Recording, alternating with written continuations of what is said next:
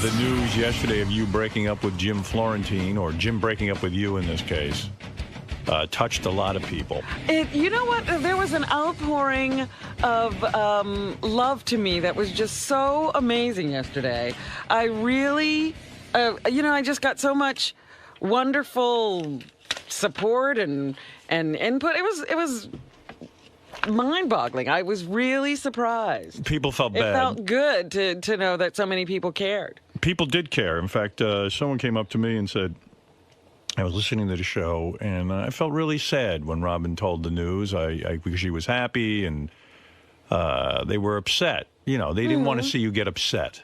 Aw. Although you put on a very good face. Here we go with the good face again. I'm not putting on any face. You saw me immediately after the show. What was I doing?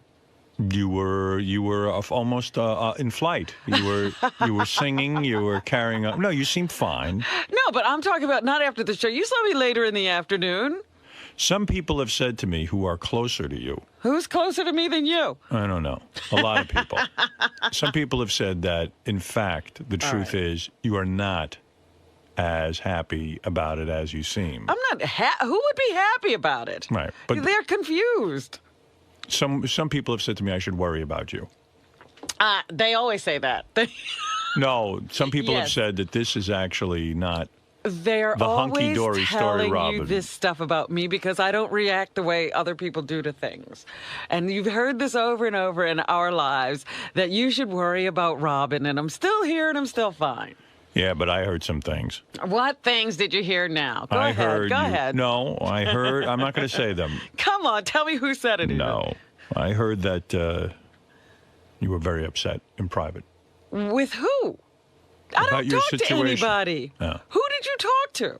No, when I'm mining. Again, mining. Actually, your breakup came up not only in the email. I'll read you some of the email just so you can be aware of it. Most of it was very, very sweet. And now I don't even see it. You got rid of it. This is Email Monday. That's why I have to say, even Ralph left me the sweetest voicemail. Yeah, Ralph told me he was upset when he heard. He don't want to see you hurting. No, but it was so un-Ralph, It was just, he let his guard down, and he just was really so sweet. Wow, the biggest news of the day, Robin and Jimmy break up. Robin on the market again. Can I 𝗦𝗫𝗄𝗿𝗍 her? Now Jim can go back He's got tits? Now Jim can go back to showing his balls all the time. Having the waiter and waitress put tons of pepper on his food and fart all the time, etc. Here's another one. I hope you aren't too sad. Breaking up sucks. Lots of good wishes. See, most of them were like that. Yeah, thank you. Here's another one. Fuck Jimmy Florentine. We got your back, Robin. We love you. Robin, let that motherfucker go fuck himself. I only blame you for dating that asshole. Robin, please don't date anyone from the show. I won't date any more assholes, I promise. And Jim, go fuck yourself, and you're useless. And Jim, go fuck yourself. You useless, no talent bitch. Aw. See, people are attacking him. You know what? The thing that I really thought yesterday was I hope people are calling Jim, because this wasn't easy for him either. I know. And I hope Jim. He's getting support, because... No need to attack Jim. Yeah. I've been a listener for about 20 years, and I have to tell you that I was deeply moved by your revelation of the ending of your relationship with Jim and the class and poise you exhibited throughout. You are an amazingly strong and honest woman, and I admire you greatly for your honesty in dealing with this obviously painful conversation. By the way, you'll feel much better if you whip out your sweater puppies and flash those golden bozos at the camera. Really? Yeah. So this guy says the key to you feeling better is to show us your titty. Let me try that and see if I feel better. I would love it. And then there's a whole bunch of other topics here in the email. One of them was Michael Pardue. Oh, yes. The guy who came in and was in jail for 28 years, even though he was innocent. And actually, a lot of them were very, very cruel. Really? Tell this whining cunt to grow up and be a man. Wow. Whining? Wow, I was in jail for no reason. Bullshit. That's what it says here. Oh, my goodness. That's got to be a kid kidding around.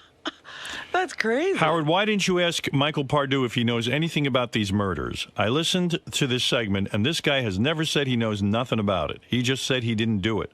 I think he's full of crap. There is just something not right with his story. Also, I believe he was never found innocent. The ruling was just overturned. I don't believe a word coming out of his mouth. So some people don't believe. Did we do any research? I don't think so, but, you know. So we don't know. We were taking his word. I was moved by the story of Michael and 𝗦𝗵cie𝘄𝗿𝗱. I'd gladly send them a few dollars if there's a fund we can contribute to. So this person actually felt for them. Yeah, but they weren't trying to collect money. Yeah. Here's another supporter. The wrongfully accused man is describing an accurate picture of the Alabama justice system. The former Democratic governor was wrongfully accused of crime and went to prison until the federal court stepped in and released him. Yeah, I think that was profiled on 60 Minutes. Let's see. And this one says, Howard, how in the fuck can you give this Michael Pardue asshole 1 minute of airtime? Don't you dumb shits do an ounce of research on your guess? No. He comes in and claims he's innocent, and you pussies believe every single word of bullshit that he or his hideous wife have to say. He gets away with 2 murders based on a technicality, and you immediately start kissing his ass and proclaiming that he is innocent. Shame on you and the rest of you panty wastes for believing this horse shit. So, a very controversial guess. Yeah. Now I want to research. I was kind of moved by the guy's story, but... Hey, Howard? Yeah. The guys are telling me that someone else admitted to... someone else admitted to the crime? At least one of them, and there was DNA evidence. And there was DNA evidence that cleared him, so it wasn't like a technicality. Well, because, yeah, you know, I don't know that Michael was that articulate in explaining the entire story, and also because of radio and, you know, sometimes you have to be a little bit brief. There was a, you know, we talked a lot about this case, and the guys actually did find out about it. Okay. And I think there was really good reason to believe that this guy had been set up for 28 years, and he was a fascinating, upbeat kind of guy for a guy who had spent his entire life, from the time he was 17 years old till his 45th birthday, I think, in jail for something he didn't do. I disagree with these emails, and I think they're harsh, but, you know, that wouldn't be the first time our audience really blasted someone. Right, that's what I said, that would fascinate me, knowing what they thought about us handling such a topic on the show. Many people wrote in and said, I sounded like I was in a shitty mood on Monday. Says, Howard sounds like he's on his period this morning. Ask him if he needs a tampon. I can bring one in. And let me say this. What? I don't remember you being particularly bitchy yesterday. Well, I'll tell you what. I'll be honest. I'm in a shitty mood almost every day here. Yeah, I mean, you were your usual self. Yeah, I mean, I resent you saying that I was somehow on some days not in a shitty mood. I'm always in a shitty mood. I'm full of... He was complaining because I was having a good time in the park yesterday. Yeah. He came across me and he was like, talk. All you do is talk. You're still talking. Well, the reason I said that is, you got to hear this. I'm walking in the park yesterday, and I see Robin there with her friend, and they're walking in front of us. She's so busy yakking. I had been yelling stuff out to her for a good 5 or 10 minutes. Stop it. I was behind you forever. And my friend Pat and I are behind Robin and her friend, and I'm going, look at this. She does not even hear me. She's so busy yakking it up. I go, hey, don't you work? I yell out to her. Don't you yak it up all morning? Why don't you, why don't you shut up for a minute? So, I'm trying to be funny. And she doesn't even hear me being funny. Meanwhile, now I've yelled out, and people are watching me because I'm yelling stuff out. Yeah. And you know what I mean? Now it's not going over so well, so I'm embarrassed. So finally, You're bombing in the park. I'm bombing in the park, so I finally get up to Robin, and I say, yeah, don't you yak it? And she turns around and sees me. And then I was annoyed. I was like, geez, I can't get away from this guy. Now he's complaining about me talking in the park. Well, I thought you were walking again, but I saw you ran. Yes, I did. She has on the running outfit, then she goes for a walk. I put on my walking shoes and then run. And my friend Pat corrected me. He said, that's good. If she's walking, running, whatever she's doing, it's good. Thank him. So didn't she just say she looked good? Put so I said, you in yeah, your she place. does. I love the fact that you got on the air and said he broke up with me. Well, that was what happened. Wow. Sometimes people don't manage to make it, and one or the other leaves, and it's always this thing about the woman supposed to do the breaking up. Yeah, you made a really good point yesterday. I don't like when guys do that. And I have to admit I've been guilty of it. And I said, it dishonors the good times if you start fucking a person, in a bad way, just to make them break up with you at the end of the relationship. Just say you want to go. Right. Yeah, I thought that was a pretty good point you made. And I think I've been guilty of that, but I think I've matured somewhat. Mm-hmm. I don't think I handled myself like that in recent years. Uh-huh. Where, you know, as a guy, or maybe even girls do this too, you start to act so fucked up so that the other person wants to break it off. Right. You almost act like... you actually start mistreating the people who you care were, about you. Yeah. happy with a few weeks or months ago. You start doing heroin. Yeah, you do silly things and mistreat them, and that's not a good thing to do. Yeah. Yeah, that was pretty cool the way you said that, and I admire that you brought that up. So in other words, and you said, hey, you don't need to do this. Just tell me how you feel. I was like, what do you need me to throw you out? Right. I'm not doing that. You have to say, I have to go, or I need to go, or I want to go. But you have to say it. Yeah. Guys do that too much. You put on a whole fucking charade. Right, because you might actually have some information that the woman needs. Instead of just going around doing silly things or making up reasons, be honest. It makes you doubt your reality. Well, not only that, it's just that the whole relationship is based on honesty, and all of a sudden you start, you know, lying or making up things or trying to change reality in order to get out of it, you know? Yeah, and then you start to think you're crazy. You go, like you'll say, hey. Like, what was I doing here? Or you start to go, well, are you giving me signals? And the guy will go, no. Right. And all of a sudden you go, oh, maybe it's me. Maybe I'm fucking crazy. Or, you know, he's going through something. You know, I guess Right. it has nothing to do with me. Right. You just want to know. Right. As yeah. a woman, you're saying to guys, look, if you're going out with us, don't... If we ever had a good time, don't dishonor it by now making it a bad time. Just say the good times are gone. Love you, babe. See ya. You're so right. No, you're right. You're absolutely right. And I think a lot of guys can relate to this because we've all been guilty of it. Sure. Well, I'm sure women have done it too. But the point is, you don't have to do that. You know you want to go. You don't have to soften it up and have her tell you. You have to get out. You've never played games like that. Nah. Look at you. You are a woman. Hear you roar. Yeah, you're right. I admired your message yesterday. I think that's why people were very sympathetic, because you didn't bullshit anyone. Well, that's nice. Yeah. I believe you will be triumphant. La, la, la. As a matter of fact, good news is just around the corner for you. You Really? said on the air, and I don't know how serious you are about this, that you really want to fuck a 25-year-old. I think she's serious. I don't know. Found the right 25-year-old. Why not? Well, because I know you need to feel a connection in order to be with Well, the guy. that's why it'd have to be the right one. All right, but you wouldn't be. So a guy sent me some pictures of himself in a little Here note. we go with the pictures. Well, all right. You want to see what the guy looks like or not? Sure, I'll look. After hearing Robin's breakup proclamation today about needing a 25-year-old following her breakup with Jimmy Florentine, I felt I had to throw my hat in the ring. I'm a 25-year-old who lives and works in Manhattan, 2 blocks from Sirius, which would be convenient for you to fuck. After the show, you could get over there, fuck them, and then leave. And leave. Yeah. I have a great job as a software developer for a well-known firm. I'm 6'2", 185 pounds, blonde hair and green eyes. I went ahead and attached a few pictures of myself that I hope Robin will take an interest in. I would love to take her out to lunch or dinner and hopefully have a great time.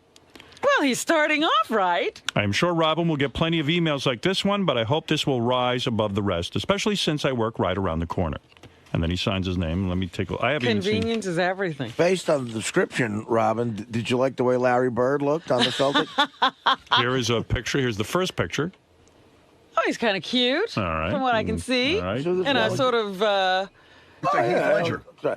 You know what he Like looks a Heath Ledger. You think? I little was bit. thinking more of that guy from American Idol. It's Ryan Seacrest. Ryan Seacrest. Here's another picture from a different angle. You can take a look at that. Oh, very bad. all-American. All American looking. Yeah. He looks like a gay guy. That's what America looks like. And finally, in this picture, I believe he looks like, and I'm not making a joke, that Beckham character, the soccer player. David. Oh, yeah. There's some resemblance He there. cut a girl out of that picture. Could be his sister. Could be his sister. I doubt it. Well, he's a good-looking kid. Looks Not like that he... I'm looking for a relationship with a 25-year-old. Could but be I Heidi just think Fleiss. that's funny that he cut the girl out. Well, he does seem like an interesting candidate. I don't know what you want to do about it. If you want me to march him in here, I will. March him in here? Yeah. What have you got to do with him? I'll march him in here. He said he was willing to come in. You want him to come in? Sure, why not? You do. All right. See, I knew those pictures would work. Gary, book this gentleman. See if there isn't a love connection. Or just a fucking connection. Or something. Well, I just don't want guys to, come in here and fuck you randomly. Oh, really? We have to have some kind of screening process. If people are going to be having sex with you. I see. If we're going to be giving you away on the air. That's true.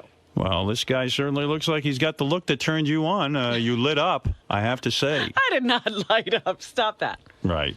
Anyway, 𝗦𝗫𝗄𝗏 is here. Speaking of working women. And speaking of attractive work. Who's more attractive than 𝗦𝗫𝗄𝗏? And she has a job. So there you go, 𝗦𝗫𝗏. She's keeping her job. She's keeping her job. Thank you. Yes, I am. I love working here. Good. Does 𝗦𝗵cie𝘄𝗿𝗍, did he put you on a deadline for your vows? No, he hasn't really discussed that with me. He's just going to marry us. Well, how do the vows get presented? Have you worked that all out yet? We have not. Right. I don't think any of it will be worked out. I think it'll all be ad lib. I don't think it's all that thought out. It's not choreographed. Did you get a hold of Shanghai Kate? Thanks for the phone number. I haven't called her yet, but I will. Yeah, I got to go get that tattoo. And you're going to get the tattoo before the ceremony? Yeah. Yes, I am, Robin. So when are you getting the tattoo? I was going to go this week, but I don't think I'm going to have time. I just, anything could happen. I'd wait until after.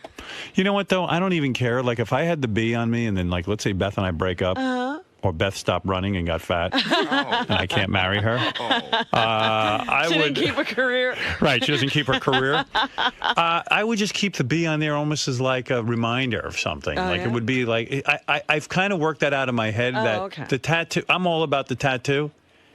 And let's say it doesn't work out. Let's be realistic. Let's not be assholes and think that, my marriage is destined to work out. Because it stands the same test that all marriages do. Any other, yes.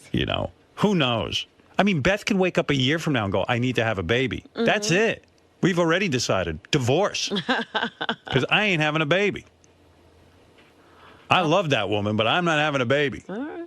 Because I would stop being in love. I'd be miserable. I'd be tortured. You would. You would literally stop being in love. I would. I told her that. That sounds like a choice to me. Yeah. It's not a force. It's a choice. A choice. I will have to be out of love with her. I was just saying, I'm out of love with you. That's it. You really think you could do that? Yes, I do. I think you're silly.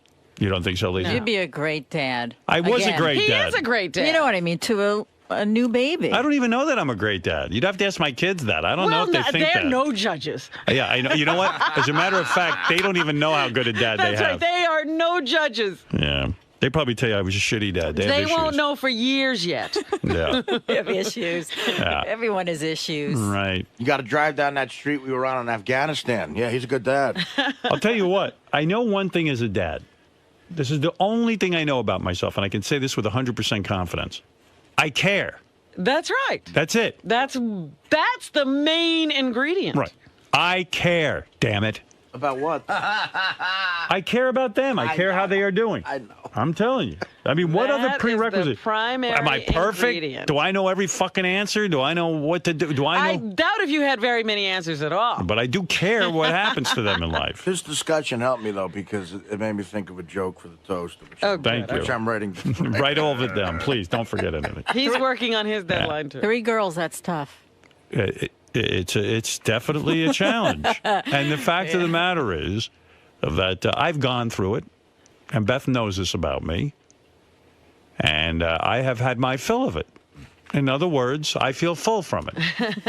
In other words, I've eaten a big meal. You've had it. Yeah. You're satisfied. I've had 50 Big Macs, 100 fries, and 30 Big Cokes. You've had 6 peanut butter and jelly sandwiches. That's right. I'm as bloated as 𝗦𝗵cie𝘄𝗿𝗍. But as I found out, there's always room for more. Yes, you did. Is that Jell-O on that plate? But look at the problems it's given you. So there you go. You're saying one more might give you a heart attack? Well, let me, just by, you woke up one day and the baby was already there. Like you were not aware of how it got there. Right. So you're going to want Beth to kidnap a baby? Jesus. I like my life the way it is, honestly. I'm just saying, you would not, if the baby got here, you would have to take care of it. No. I would You not. would I would say, abandon the Beth, baby? Well, I would financially take care of it, and I would have to say goodbye. Yeah, you because can't live with it. I've told Beth I cannot deal with having a kid. And she knows that about me. And she says she doesn't want children. I believe it. I'm taking her at her word. Yes, but my point is that you could do it. I could do. Listen, I could go to prison for 50 years and No, get you through couldn't. it. You couldn't. You I'd couldn't. probably crumble.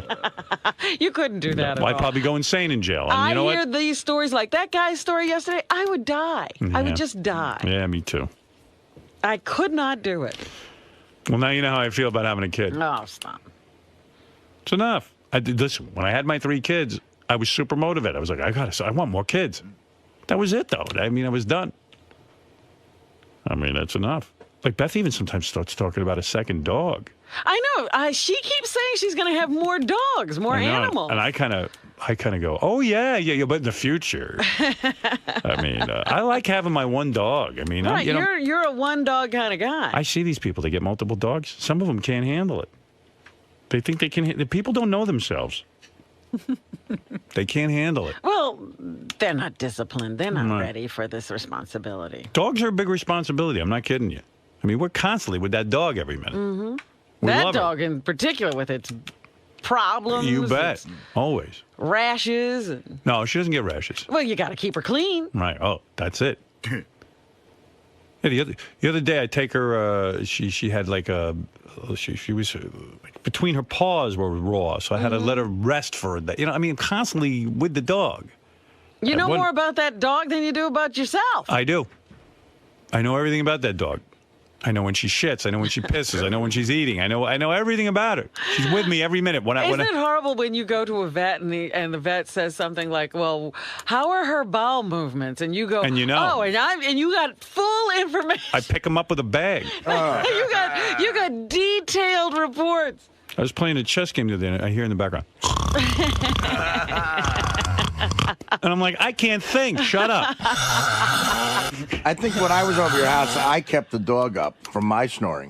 Yeah, they're good. I gave it a taste of its own medicine. Yeah, she quieted down for a few days. You know, All but right. Dana used to say to me as a test, maybe she said she would beg me at like, just try to like the dog. What if I let you keep the dog for 3 days and maybe that'll get you used to it. Right, get you into it. And I had to say to her, totally serious. I said, listen, that's not a good idea because I don't think I could intentionally ever kill a dog. I don't think I could. But I might leave it. Accidentally. Well, I might leave it untied next to the. Well, he's not into dogs. That's just- it. well, And yeah. Dana couldn't accept it. He's not into it. And it's a listen, big, some- you know what? it's a big Can fucking you- dog. Do you know how many people I know who were not into dogs who are now totally in love with dogs? Yeah, They're assholes. That's Mel Karmazin, that's true. Not him. Don Buchwald. No, him either. Right. That's true. They just went crazy once They do. they got to know a dog, and That's a good now point. they wouldn't be without one. Well, there you go. Robin, what's with the kick with 25-year-olds? What's not to love about a 25-year-old? Isn't that a little young? I didn't say I wanted to have a relationship with a 25-year-old. You just want to bang a 25-year-old. I said I wanted to have some fun with a 25-year-old. No, what'd you think of the... A certain unnamed person was telling me a story not too long ago about once during a break in relationships having a little affair, shall we say, with someone who's considerably younger. And even Hulk Hogan's ex has been cavorting with a 19-year-old. I'm not going that far. That's true. So, but they tell me there's something very interesting about it. And you want to find out what that is. I want to know what that is. What'd you think of the guy who wrote in today? I don't think anything of him. We'll see when he gets physically, here. what did he Physically, he looked kind of cute. Looked like someone you want to date or be with? Well, I don't know that. I don't know that anybody sort of looks like who you want to date. It's a personality thing more than anything. So, we'll see. We'll see what he's like when he gets here.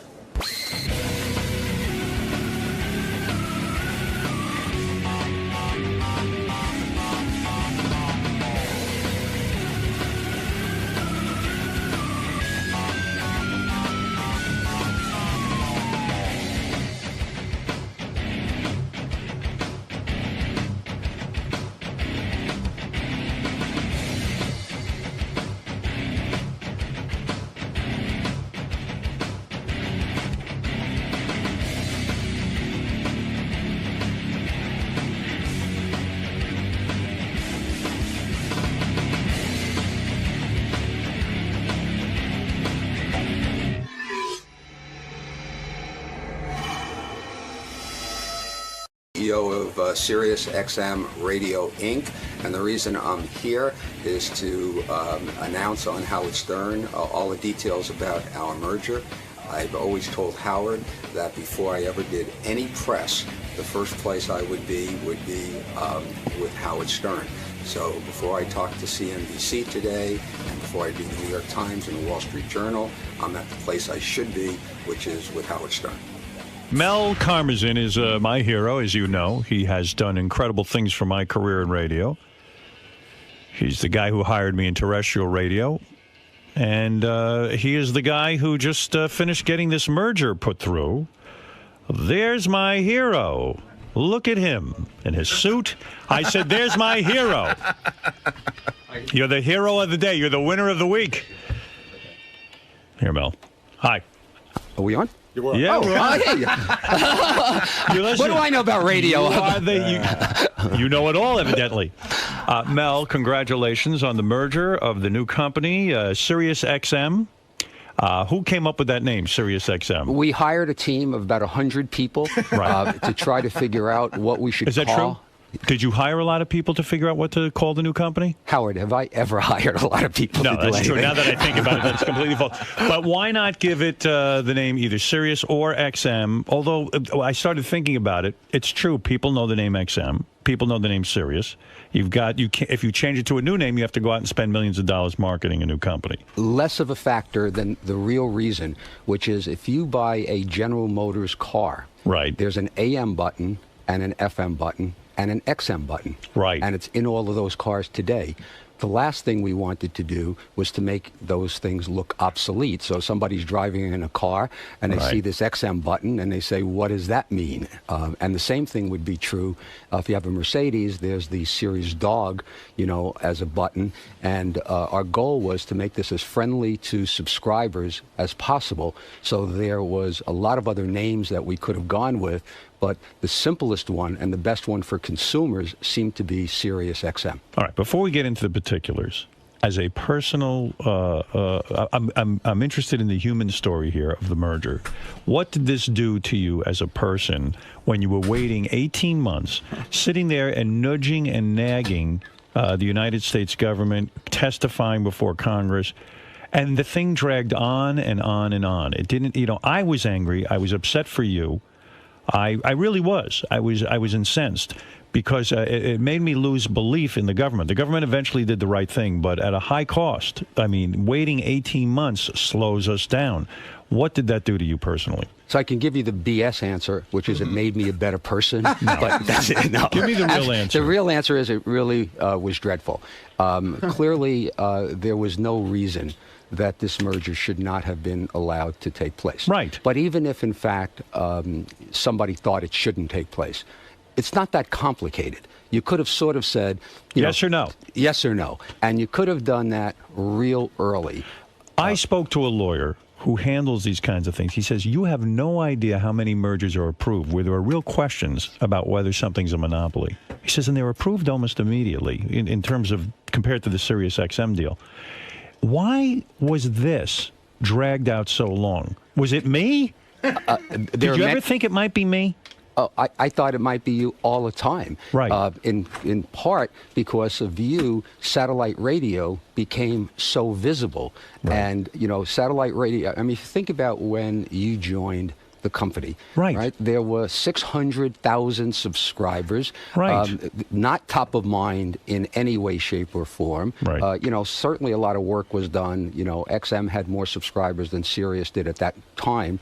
And but satellite radio wasn't top of mind. Suddenly, after you joined, and after it became such big news that you were coming to satellite radio, anything involving satellite radio then became very big news. So the fact that the announcement was on the front pages of the Wall Street Journal, on the front pages of the New York Times, I had done, my career about over $200 billion worth of mergers and acquisitions.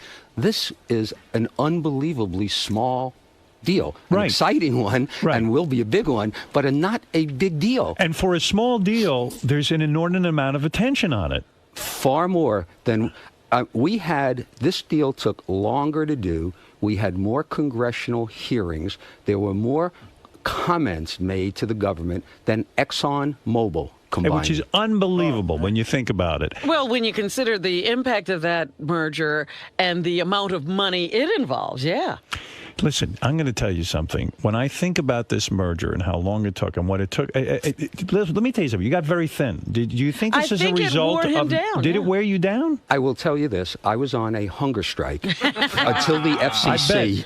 I tried everything to get this deal approved. We made some voluntary commitments. We said we would do things for minority ownership. We said we would do a whole bunch of things, and we still weren't getting it. So I decided that if I stop eating, maybe people will pay But attention. has the government overstepped its bounds? In other words, the FCC's mission, my father was talking about this yesterday on the radio, he said the FCC's mission was never to set price controls.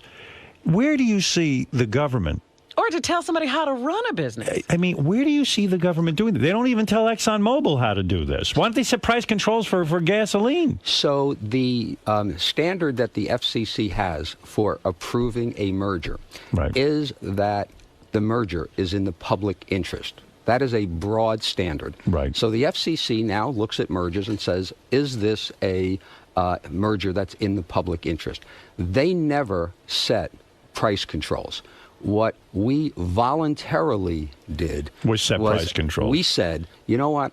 We compete with free radio. We don't want to raise our prices. As a matter of fact, if anything, we'd like to lower our prices so that we can get more subscribers. Because you would think that if you charge $14.95 instead of $12.95, you'd have less subscribers. And if you charged less money, you'd have more subscribers. Right. So we, in trying to get the FCC to move the process along and approve this merger finally, we said, here's what we're going to do. And we outlined some voluntary commitments that we were prepared to do. The FCC accepted our voluntary commitments and therefore said this merger is in the public interest. But you had two Democrats on the FCC sitting there and saying, hey, we think there should be price freezes and this kind of stuff. That sounds like communism to me. There are two members of the FCC. They happen to be Democrats who are by the way, very nice, very smart people, but have never seen a merger in media that they would approve. Why? Because they believe, in general, there has been far too much consolidation in the United States in media. There's so few companies, News Corp, Viacom, Disney, these few media companies own all of these assets, and therefore consolidation should never, ever be allowed. It's so bizarre that viewpoint exists. I mean, I'm not... Because this is capitalism. This is a way of making money. This is a way of a company staying in business. I mean... But satellite certainly isn't, the free press or the free media. No, not at all. But not only all of those things that you guys say, I agree with, but the consumer with the internet and all of this technologies that's out there have never had more choices than ever. Well, you know who was against this the most was the NAB. That's regular radio. Terrestrial radio was really against this. And I said, of course they're against this because guess what? With a stronger satellite as a competitor to them, they're shaking in their boots. They're nervous that we're that good. And Howard, I think I really do feel that I need to take some time right now to absolutely thank the NAB for their objection to this merger. Because when I told the board that we were going to go ahead with this merger, so back in February of 2006, I guess it was. Wow.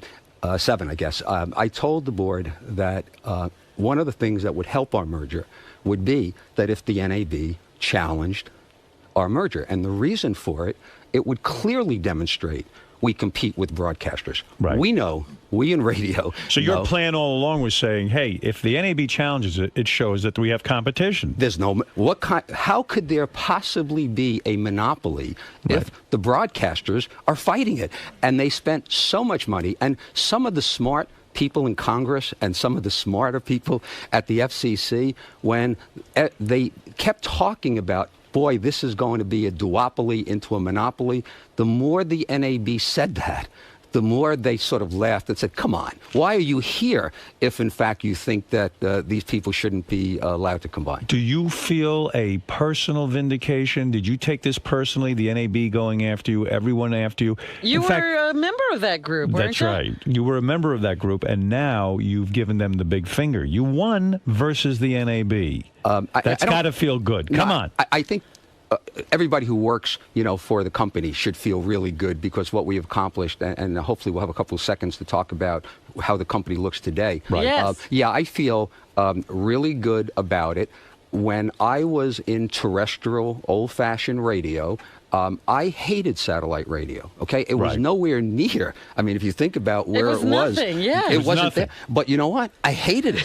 Anything called radio that you had to sit and compete with, why would you like it? Why would I want somebody, if you're driving in your car, I want you listening to my radio stations. Course. I don't want you listening to, an iPod, and I don't want you listening to satellite radio. I don't want you doing anything but listening to my commercials on my radio station. Absolutely. So I was against it. I understand why they were against it. Their strategy, wasn't a particular good one to stop it. But even if their strategy were good and they did everything right instead of some of the things they did, the merger should have been allowed to happen anyway. Did there come a time in the last 18 months that you started to feel the merger would not be approved? I could tell you, Howard, from the very beginning until we closed the merger 8 o'clock the night before last, I had doubts that the merger would happen throughout that whole process. So did I. In fact, Robin even said when you kind of announced that the merger, or the FCC announced the merger had been approved,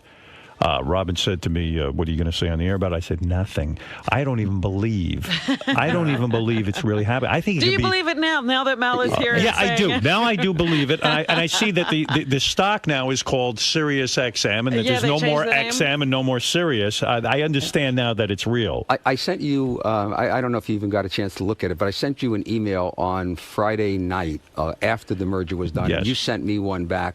And then I responded to you because you were saying something like, congratulations. Right. And I said, no. Right. Okay, so as of last Friday night, after the FCC approved it, I still had questions. We needed to, XM, I don't want to get, it's not complicated. XM had a bunch of debt. So in this ugly market that exists, on Wall Street and finance, we, in the last week, had to raise $1,250,000,000. Oh. Wow. So unless we raised that $1,250,000,000, we couldn't close the merger. It was still in question. How do you raise that kind of money? Where do you go? You go to large institutions and hedge funds and investors, and you tell them that, we wanted to raise $400 million of debt.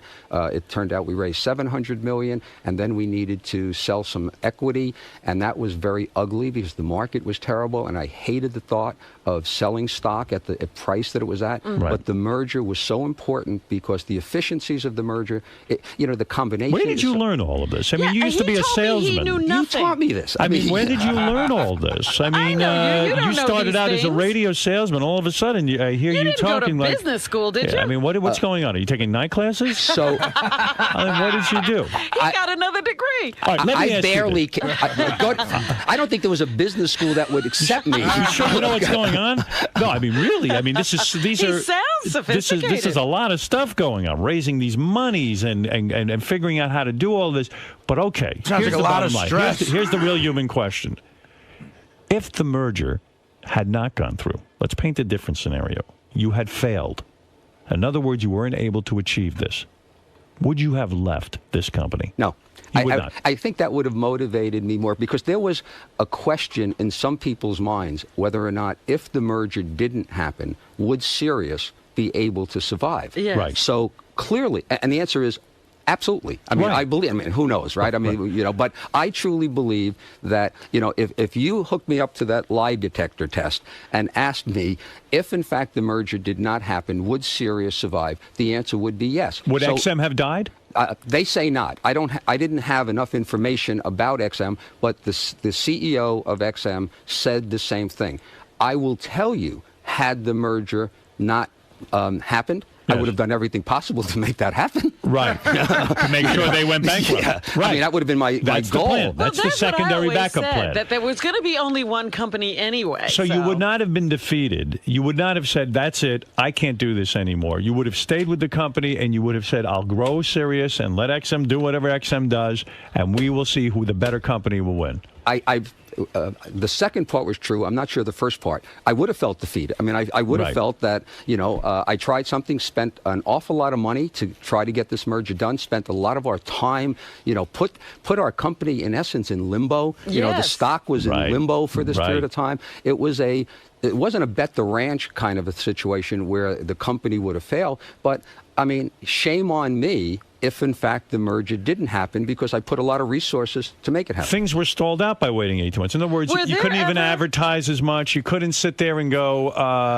gee, I got to make my business plan.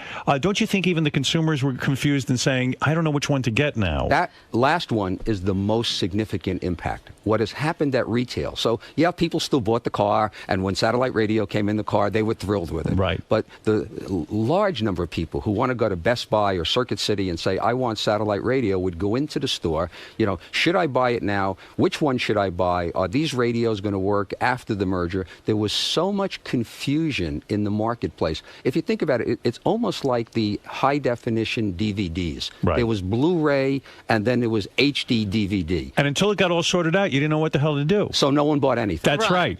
That's exactly what happened during this merger. Was there ever any pressure from the board? When is this going to happen? Because this is, they're looking at you. You say, let's go do this, and now it's taken 18 months or whatever it's taken, and we're sitting around doing nothing. So all of the board members were there before I got there. So this is not Mel's board. Right. They were phenomenal. I mean, there was not one hiccup. There was not 1 minute of throughout this whole process and everything that needed to be done, they were 100% supportive, and I really appreciated that. And what about on a personal level? Your beautiful wife, Terry, who I adore, did she, when the word came that the merger had been approved, was there lovemaking involved? Was there a celebration? Did she put on an outfit? I mean, what does she do? Special? She's got to do something good for you.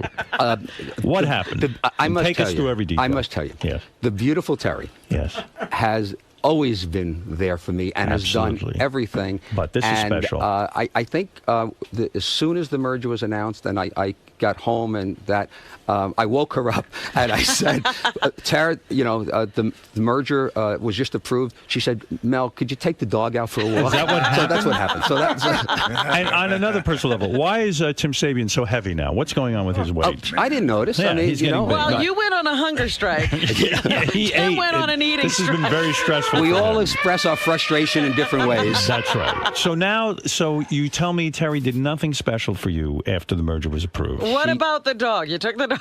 I took the dog for a walk. I did pick up after the dog. So I still know what my role in life is. When did you become such a dog person? That's the other thing. I mean, what is this with this dog? What happened to you? Do you really want to hear this? Yeah, I mean, this is what really happened to you? So when I married Terry, Terry had always been a dog person. I never had a dog. You don't like anything but radio.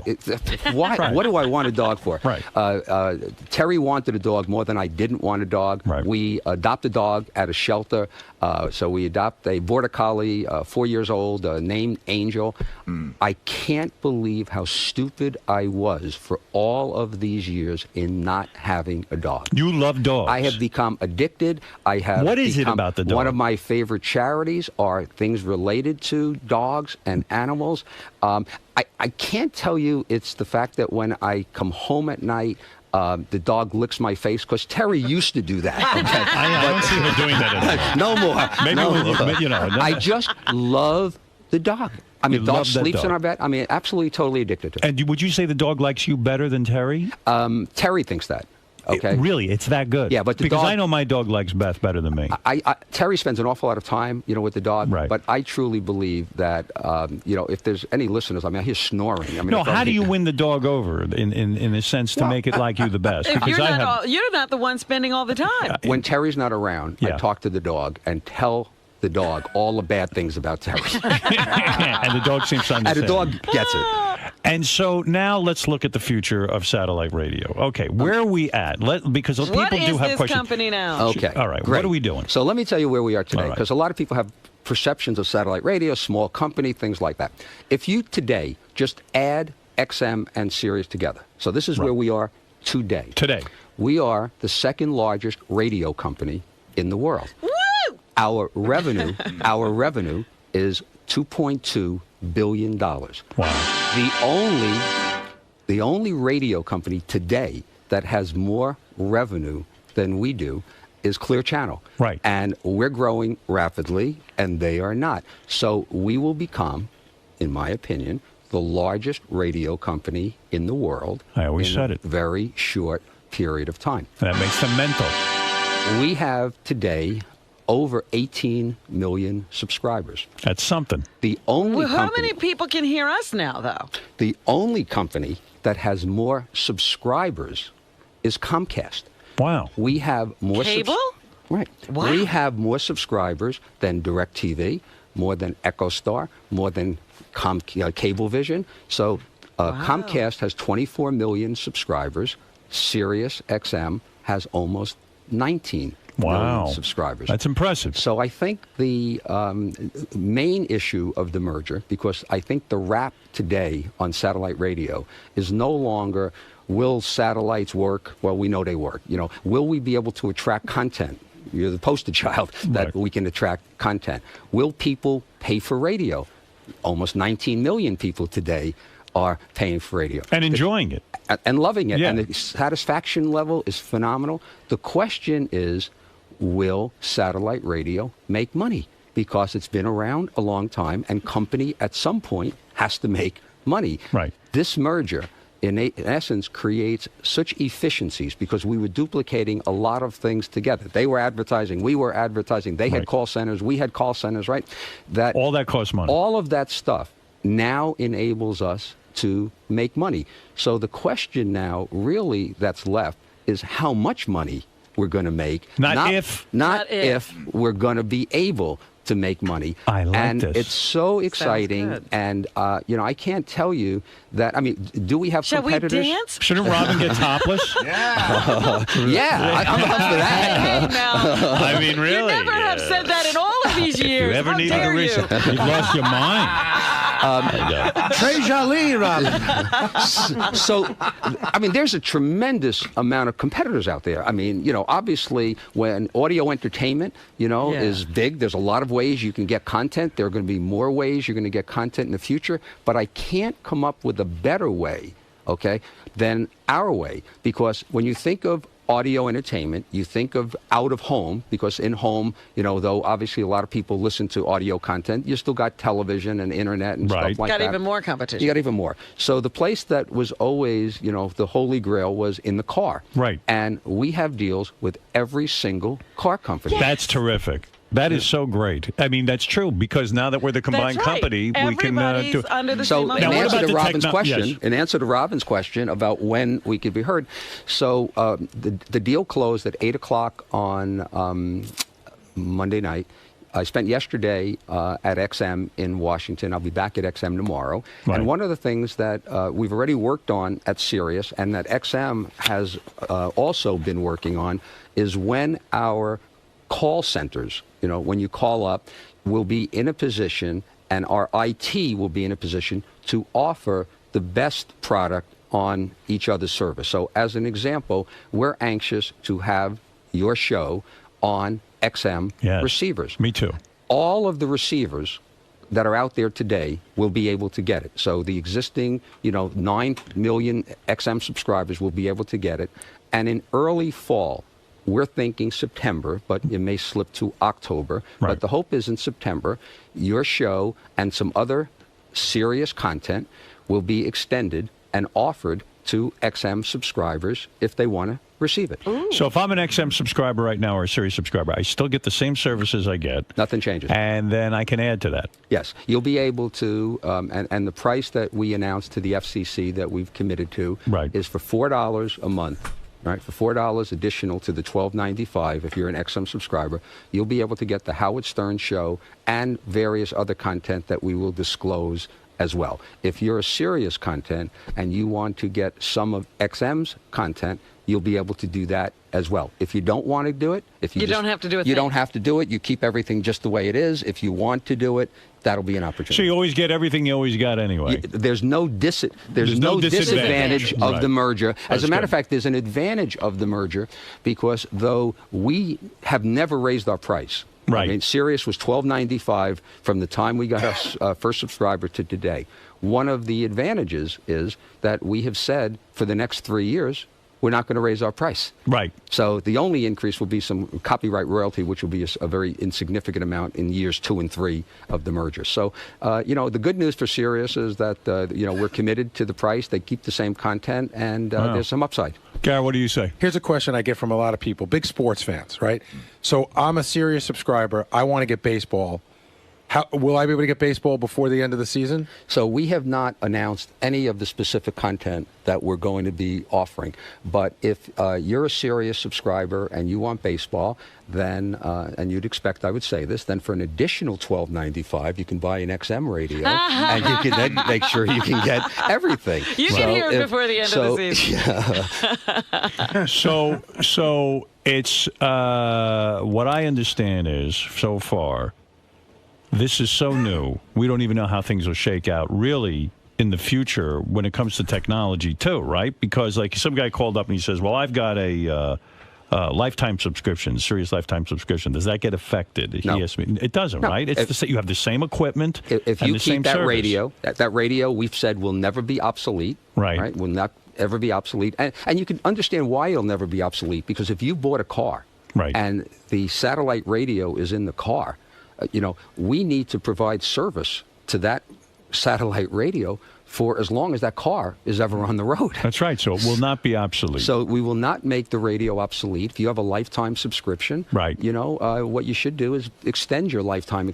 subscription for a second lifetime.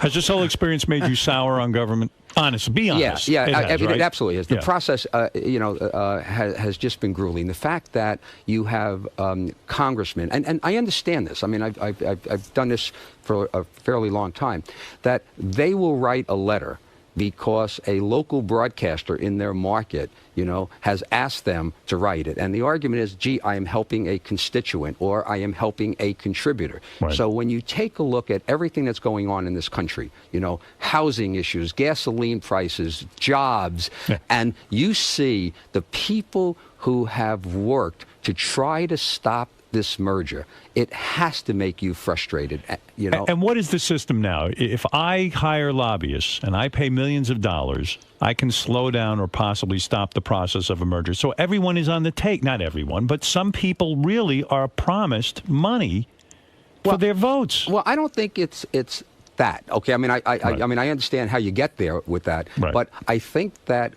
what is happening is that you have these congressmen and senators who want to get reelected. Right. In order to get reelected, it costs a lot of money to run television advertising. So they are constantly, probably, if you're a senator for 6 years, you spend about 2.5 to 3 years of that fundraising. Wow. The amount of time that you spend fundraising. So they are very concerned of making sure that they are representing their constituents. So, the argument... So anybody with a little, stone in their shoe. So our enemies, the NAB... basically stop government from working. So our enemies, the NAB, go out and they hire lobbyists and they hire people with influence to sit down with these senators and congressmen and such and sit down and work them, so to speak. They put up a lot of money to stop this merger from happening. And they were successful in a sense. They were able to slow the process down. They were able to get people to drag their feet, right? But essentially, that's what the FCC was responding to when they would take a letter from one person in Florida and say, you know what, we have to investigate Howard Stern. Right. So, yeah, I mean, I think this merger, took a long time because there was such a controversy for whatever reason. Right. Some of the things, and it wasn't so much the government, some of the proposals that were made were outrageous because people game now the process because they know what you need to do. So they now know you need to get 3 out of the 5 votes. I was hoping to get 5-0, but winning 3-2 is the same as winning 5-0. You won. People put all kinds of things out there. So as an example, it was proposed that we be required in every radio we make to put in a competitor's radio. Right. So, and by the way, that we have to pay for putting in that competitor's radio. And I'm trying to think, this is America. How could somebody say that I have to put in, or we have to put in to our radios, competitors' products? Yeah, wouldn't you love if terrestrial radio had to build in our receivers? And I asked that question. Right. And silence. Yeah. Then we had some people who are experienced in the FCC process and knowing this public interest standard is vague, and said, we think you ought to give us 25% of your spectrum. Right. And we said, excuse me? Give you? So our shareholders are now expected to, as a gift to you, because it is in the public interest. I said, I didn't see Clear Channel when they created this large competitive company to us, sitting there giving up any stations. So yeah, why don't they donate a few stations to the public interest? That's what I thought. I mean, at this point, you know, there's it's sickening, they're isn't pretty it? big, yeah. So, those would have all been deal breakers, I assume. And yeah, well, we wouldn't do it. Yeah, you wouldn't do that. As much as I wanted to do this merger, I needed to make sure that we were going to do the merger and we were going to be able to win after the merger. Because as I told you, we were going to win before the merger. Right, you didn't want to be disadvantaged. Yeah, to go backwards. I mean, so for the purpose of ego, right, to just sit there and say, we got a merger done, you know, hooray, hooray, you know, I'm moving on. Right. That isn't the case, right? I'm here, and I'm going to stay here, and I wanted to get a merger done because the merger will make the company better than if it was... Was this the toughest thing you ever had to do in your career? Honestly. By far. That's it. As silly as that Even getting sounds. CBS and Viacom. Well, I mean, I must have, I did have one dinner with some of the Redstone. I think that was worse. But that was tough. Other than that one dinner. But this was hard. This was the hardest thing I've ever done in my career, and it never should have been, because it should have been easy. A piece of cake. You had two struggling companies, never made a dime. Either one never made a dime. Combined, we still have all terrestrial radio to compete with, you know. And why did it take the Department of Justice so long to decide? Because they had gotten such concerns, and there was a belief. So, you know, remember, EchoStar and DirecTV, you know, got turned down. So people said, well, gee, there's two satellite television companies, and they want to become one. In other words, they heard the word satellite, and they don't really have all that wherewithal, and they can't figure out that... Yeah, maybe no satellite should ever merge. Well, here's what they said. They said there are two satellite radio companies. Mr. 𝗏𝗏, would you believe that there are two satellite radio companies in the United States today? Right. Yes, sir. And after the merger, there's going to be one satellite radio company. That's right. So this is a 2-to-1. This is a duopoly to become a monopoly.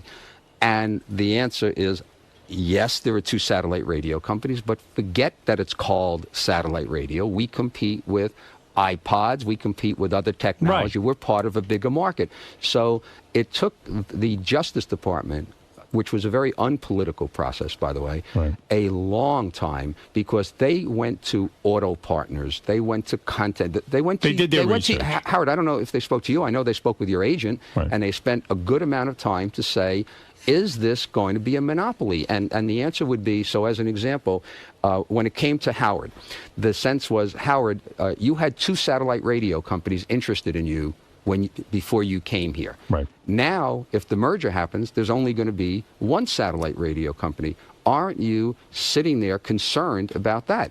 And your agent or you, whoever spoke to him, would say, I came from terrestrial radio. Right. There's competition. By the way, if I decide when my contract is up, and you better decide when your contract's up to stay, but if I decide on my contract is up that I want to go somewhere else, there's plenty of places to go. To go. Yes, absolutely. Right? Happily have you. And the fact of the matter is that I'll tell you right now, I wouldn't go back to terrestrial radio under any circumstance. Why would you? I mean, but you had the choice. But you always had the choice. They had negotiating move. Let me tell you something. Creative freedom. Here's what I said.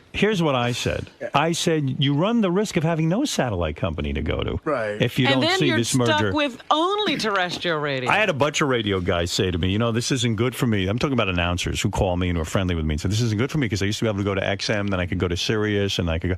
I said, you're wrong. I said, if this deal doesn't go through, you might not even have a satellite company to go to There'll be and no sit there. option, I said, this is going to make them stronger. They're going to be able to hire better talent. They're going to be able to compete. Pay you. Yeah, And the other thing is, it's stupid to have it's like you don't have a separate AM radio, and then you got to buy a separate FM radio. You have them combined. You have them combined. Right. No, it made no sense. Hey, Howard. Well, congratulations. Yes, Can I Artie. just say, hey, Mel, one of the greatest things about this for you has got to be, predicting to the board that, the NAB, if they come out against this, obviously that's great for us.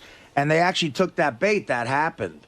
But if you were still on the NAB, don't you think you would have been crowing like, guys, we can't come out against this?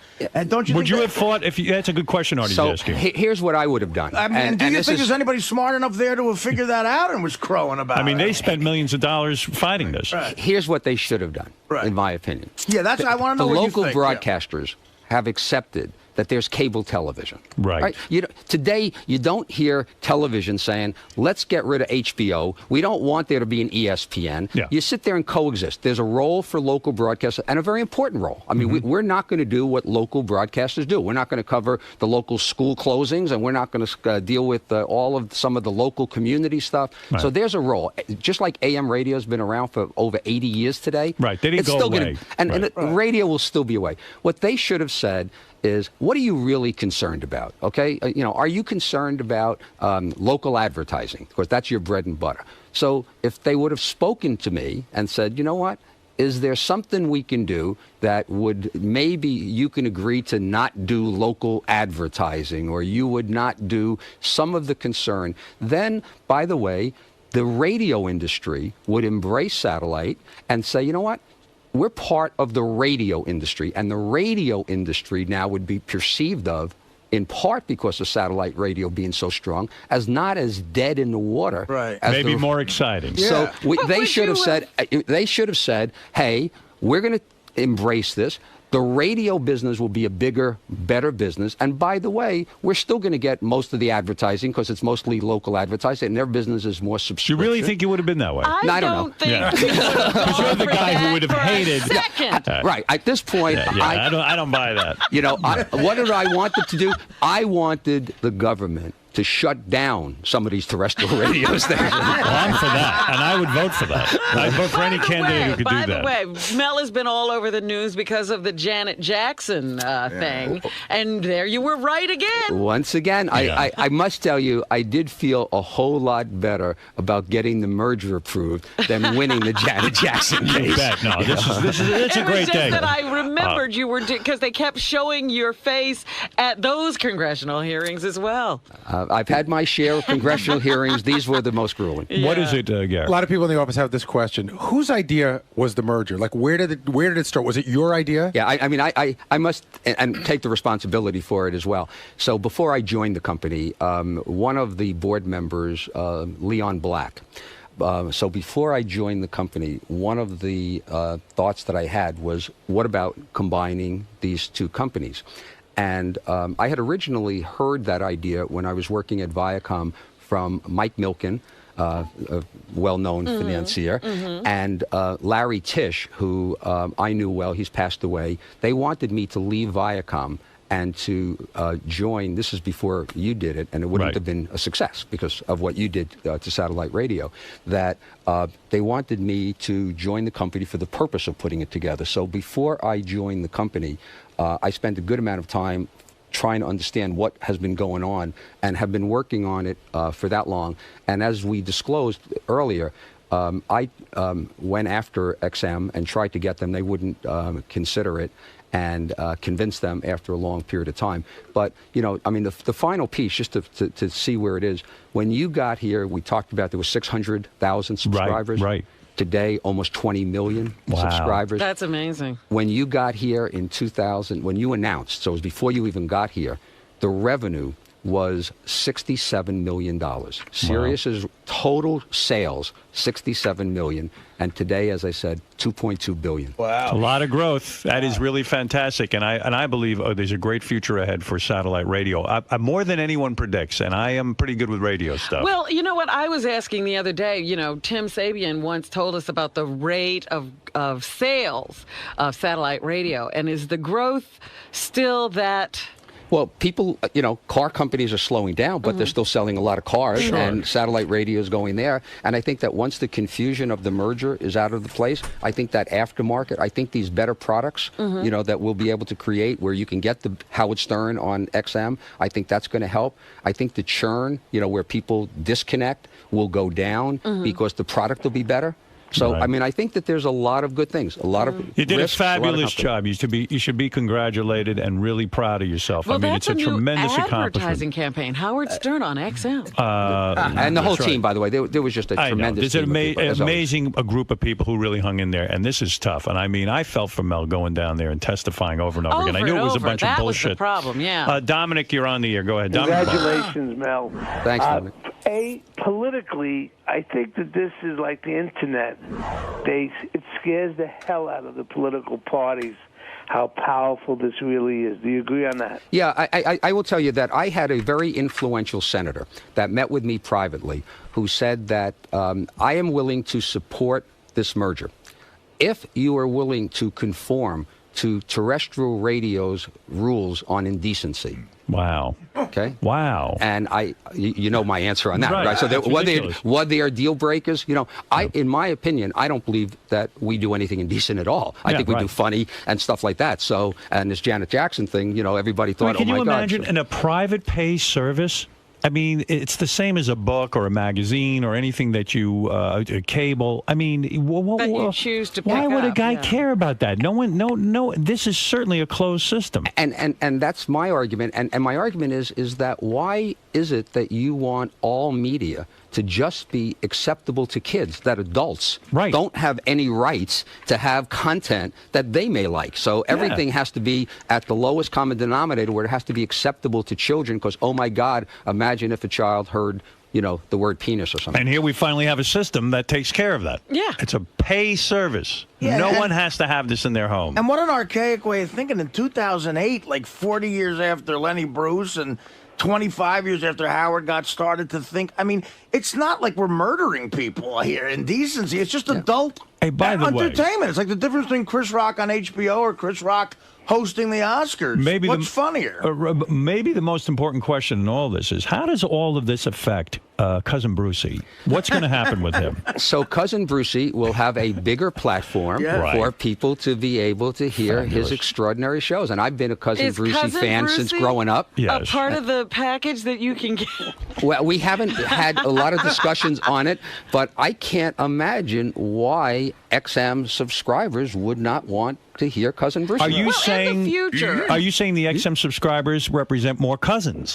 That's right. It's a bigger family. And the XMers are officially cousins now, is what you're saying. We are now together. I am, as of yesterday, I had a town hall there. Yes. I'm going to have one here today at 10:30 in New York. Have you spoken with Oprah?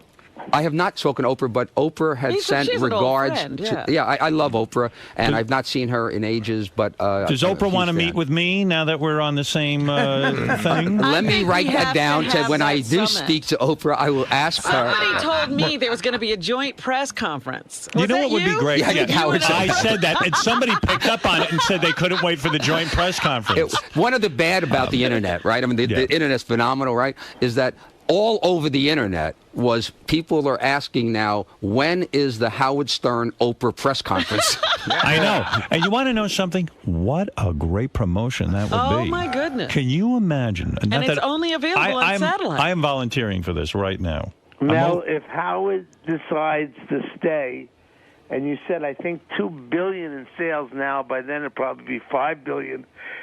Will you have to give Howard the entire county of Staten Island? Well, no. I would Mel would never give me the entire county of Staten Island. So here's the negotiation with Howard. Yes. What are you, crazy? We have a monopoly. Where are you going to go? You've ruined your reputation with terrestrial radio. You have nowhere to go. Yeah, Howard, you the know man what? always gets me in the end. Back in 85. Yeah, I got to tell you, I've been through a 85. lot of negotiations with Mel. It's not easy. It's not easy at all. I will put this offer on the table, okay, because of this monopoly we now have. I will give you what we gave you in 85. Oh, excellent. Thank you, Mel. As a matter of fact, there was one time I was going through a negotiation with Mel when we were at K-Rock, and I turned to Mel, and this is just how stupid I am. I said, Mel, you should treat me like you would treat your own son. And Mel looked at me like I'm out of my fucking mind because I'm not his son. Right. And He this said is how there's I one view the problem world. with that. And when I went to a psychiatrist, it was one of the first things they ever brought up. And the psychiatrist looked at me and said, you're going to need a lot of psychiatry.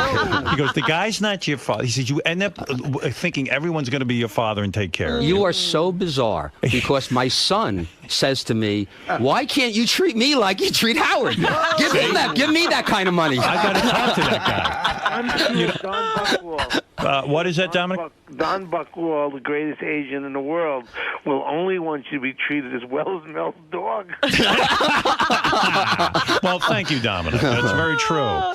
Well, Mel, this is a great day. The one thing, like, it is on everybody's mind, though, is will all of the programming one day be the same, or will there always be two separate sets of programming? So there's probably a closer situation. So, logically, if they have a country music channel that might be better than our country music channel, we'd want to give our subscribers the best. Right.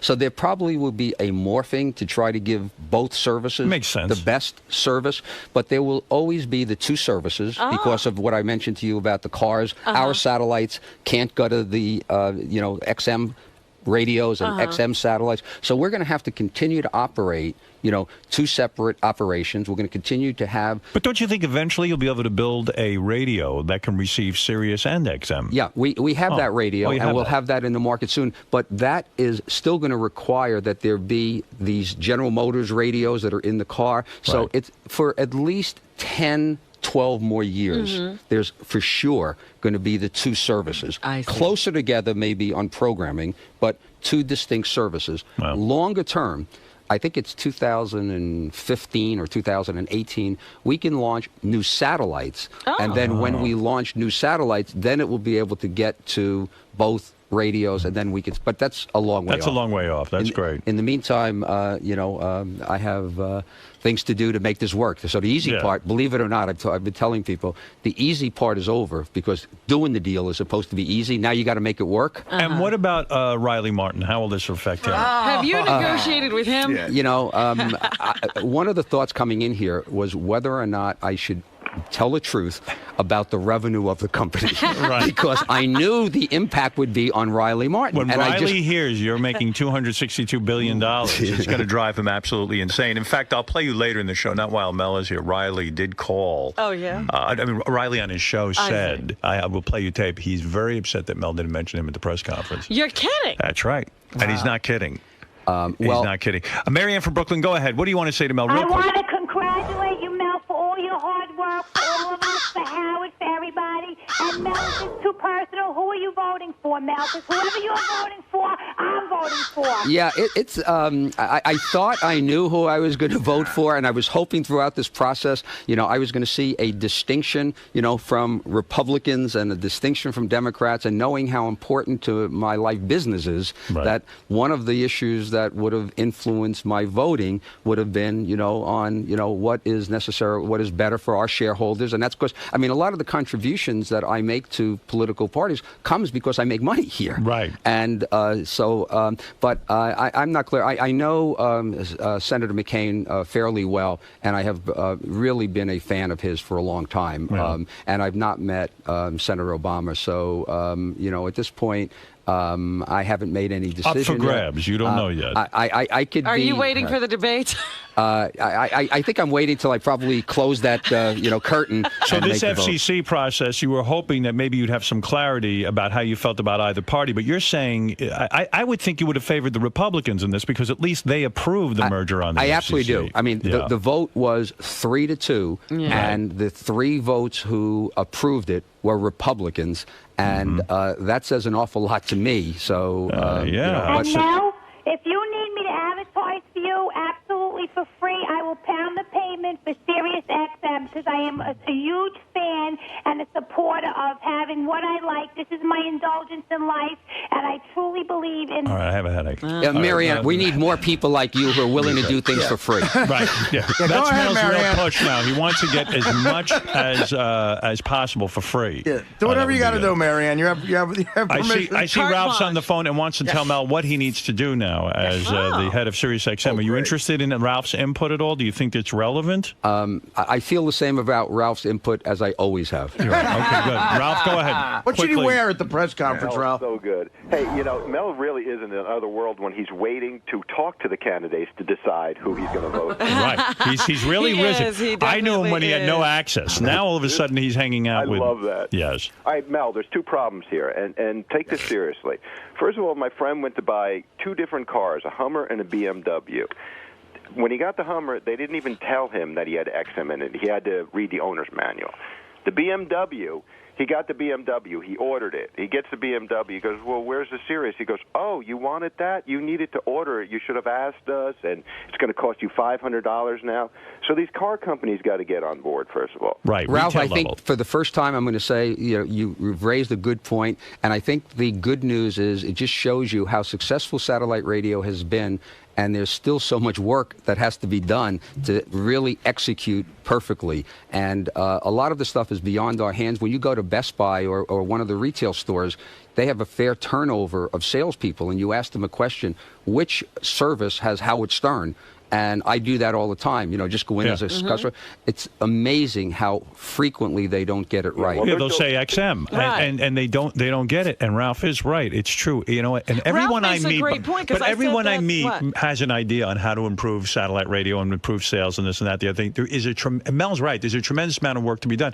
I mean, how do you get a guy who works at a car dealership to understand that, hey, customer walks in. About it, yeah. Do you want satellite radio? This is a feature that we offer. This is that. I mean, how do you do that? I bought a car the other day. I work in satellite radio. They know I work in satellite radio. They forgot to put the satellite in the car. It's ridiculous. I bought a car just honestly for the purpose, of I didn't have a satellite radio in one of my cars, so I figured I need to have it in all my cars, so I bought a car just to go through the experience. Process, yeah. Right. It is frustrating because they want to sell cars. Right. They're not So, looking to sell when they radios. think that the car is 30,000, it's 40,000, it's 100,000, they're not focused on this low-priced item. So we have some programs. We're going to work on it. We'll get better as time goes on, but it's a real issue. Ralph, the other problem, Mel, is this equipment. You should be able to go in a store and buy one fucking thing instead of jumping through hoops. I got to buy a car kit. I got to buy a home dock. I got to port this. It should be simple. And then they don't have the car kit in stock. It's so frustrating. And that's if you can get this stuff sometimes. Ralph, now that the merger's done, and now I don't have to testify for hearings, I will work in my basement on getting these radios. Well, I've actually been doing that. Would you consider using Ralph as a consultant in any of this? Is there any value in his opinions? My microphones, I can't. My headset's not working. His headset doesn't work. All right, thank you, Ralph. Well, there it is. I'll tell you what we should do, and I'm going to make this offer to you, Mel. In order to get these car dealers up to speed and make it important to them to sell these satellite radios, if I can convince Gina Lynn, the porn star, to date the car dealer that sells the most satellite radios and have full-blown out sex with her.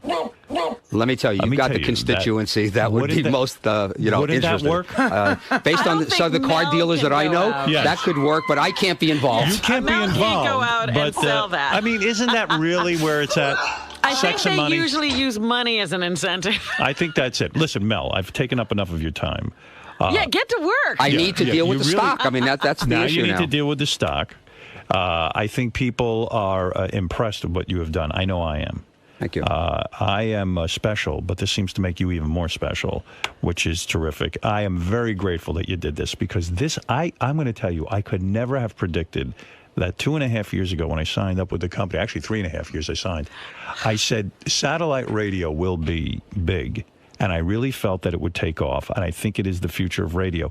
But I never would have thought in 2.5 years the companies would merge. And by the way, in my opinion, and I'm not blowing smoke, but for you, it wouldn't have happened. Right. Because I think the only way it happened was that Sirius became a good competitor to XM because XM was bigger. And had Sirius not been equal to XM, we could not have gotten that done. Will we go down in history together, Mel, you and I, for some of the accomplishments we've had? Now, I'm going back to the terrestrial radio days. It seems every time that we've gotten together, huge successes have happened. True or false? You will go down in history. What about you?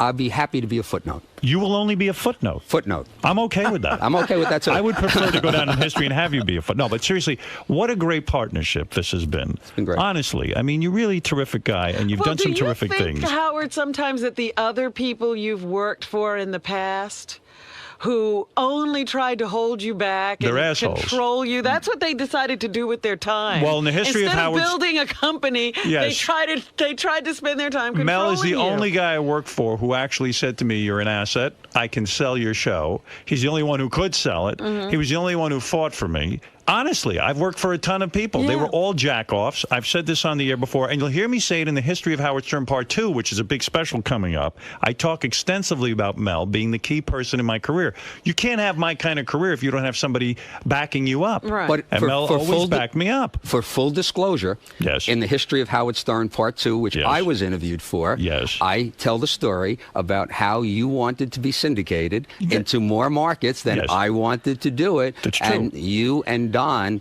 convinced me to do it against my better judgment at that time. So I talk about stuff like that, but the bottom line is we always figured stuff out together and moved forward and moved ahead. And my point is, you were always Howard.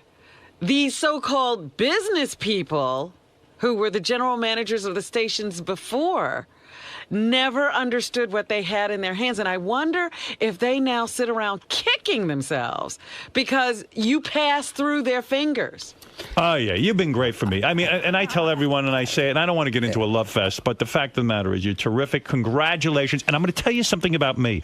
I am so fired up now because these scumbags at terrestrial radio, they haven't suffered enough yet. They sat and fought against this thing. Now you've got real competition. Even more. You're even more pissed. I am so pissed off now. I wasn't pissed off. They had a sleeping lion. I was fat and full. But I'm going to tell you something. I got an enemy now. Now you got a fire in your belly. This terrestrial radio deserves to compete now. Now, because they have a strong satellite competitor, they're going to have to sit there and figure out how to make their product better. You see, this is the point. Now there's competition. Ridiculous. Now there is real competition. You're going to have to figure out how to beat us and make your programming better than ours. And I got to tell you something. You are in big trouble. Don't have a lot of faith that you can we do that. are fired up. I'm fired. I don't know about anybody else. I'm fired up. What? Well, you know what, really, Howard? I mean, really, when you think about it, he's right. You came into a company, you signed on, it had 650,000 subscribers. Right. Was that Mel roaring in the background? That was Mel. I heard him. It was Mel. He's going wild. He loves when I get fired up. Listen to him. Listen to this. And when you signed on, that was the big question. Will he even make a difference? Will he have any impact at all? There'll be a difference. You wait and see. You wait and see who wins. In my opinion, the untold story when this merger is done is the impact that you had on getting this done. And 50 years from now. Did you take and a can meeting? you believe this, what is it called? A museum of broadcasting? Or what? Take the Hall of Fame. So-called Broadcasting Hall of Fame? How could you have a Broadcasting Hall of Fame and I'm not in it? Some reverend they put in there. For the record. I don't care, by the way. 4 years ago, I was inducted. That's right. Rightly so. Even you are involved. You should resign. Why do you want to be a member of something that I'm a member of? I just want to point that out. That's all. How dare they? If you go to the racetrack and there's a horse named Parmesan Stern, you bet on that horse. Well, you know, in my opinion, and the last thing I have to say, because I really got to get back to work, is that in all of show business, okay, there are very few people, and I can't really think of another one, that is as impactful, okay, in business. So the idea of having you be so impactful to do billions of dollars of a merger and to be able to take a company there, I think is extraordinary. You're right. And I think that if you even begun to think in years ahead of leaving, it would be like me sitting there saying, you know what, now that it's done, I'm going to leave. So as much as I'm committed, I'm assuming, Howard, that you're committed. I am committed to this company. You know that. There are people that have lifetime subscriptions, and I think you have to have a lifetime. You need a lifetime contract. If I loved my fans and this company, I would be here forever. Let me tell you something. You're absolutely right. Your legacy is not cemented yet. Maybe if you stayed a little while. Admit it, Mel. That shithead 𝗦𝗵cie, he couldn't bring over 3 people to satellite radio. Maybe if you committed longer, you would one day get inducted into that Hall of Fame. And I'll do. If I have to buy the Hall of Fame, I will buy the Hall of Fame. He always sucks me in. Let me tell you what I'm doing. I am commissioning a statue of Mel for this studio. I am going to get a top artist. And Gary will roll it in here, and you will have an honorary place here in this studio. I have not done that for anyone. It's impressive. And you will have your statue. And wait till you see it. Quickly, Gary, order me a bust. All right, listen, Mel, applause. Yes. Congratulations and kudos. You have done it, my friend. Thank you. And you, aside from being a dog lover, are a people lover and committed to this company, and I admire your accomplishment. I love what you've done. Congratulations. And for the government to make you wait 18 months and to make all of us wait 18 months was a sin, but you got it done. And again, you're a winner. You're not a loser. If anyone calls you a loser, they're wrong. Okay. You're a winner. Go out of here knowing. All right. What are you going to do? Are you going to celebrate? Well, no. Did you open champagne? Did not. What I'm doing is I got a busy day today because, as I said, this is the first press that I'm doing, and I got a few things that I have to do in that regard. I'm talking to employees at 10:30. I'm going to XM again tomorrow. Are they nervous or something? No, is that why they you have to shouldn't go be. over there? No, I just want to learn more about it. Are they going to stay in Washington? That we're going to have a huge facility and continue to operate in Washington. You know, we have about 1,000 employees. They have a little over 1,000 employees. We're going to operate in both places. Purpose is to learn more about XM so I can integrate the company in a smooth way, and I will have a glass of champagne or more on Saturday. Excellent. We welcome our brothers at XM to the company, and this is terrific. And congratulations. Mr. Karmazin. Yes. So how does it feel to have this huge weight lifted off your shoulders? Well, the weight is still on my shoulders because, number one, we have to make the merger work, and we have to prove that it was the right decision to do it. So just getting the approval is the first step. Making it work is more important. And then we have to create the value for shareholders who own our company. So I think we still got an awful lot of work to do. And now, what does this merger mean for the world of Howard Stern? I think that more people will be able to, listen to Howard Stern show every day. There are an awful lot of people who bought General Motors vehicles because they wanted that car, and unfortunately they're not able to get Sirius there, where shortly and within a few months they'll be able to get Howard Stern. So I think it means more people to be able to listen to Howard Stern. All right, sounds good. Great. Congratulations. The greatest of all time. I'm coming to see my main man, Howard Stern. We're going to talk straight talk, get it right, get it real, talk about 𝗦𝗵cie𝗄𝗿.com, my energy granules, about the wife that's running crazy with a 19-year-old, the 50-year-old wife that's going nuts with a 19-year-old. We're going to talk about everything under the sun, wrestling, you name it. We're going to talk about Pam Anderson's legs. We're going to talk about everything. So what you going to do when Hulk Hogan, the greatest of all time, and Howard Stern run wild on you, brother? Hulk Hogan is here. See Hulk on American Gladiators Monday nights at 8 o'clock on NBC. Yes, he's hosting that with Layla Ali, I think.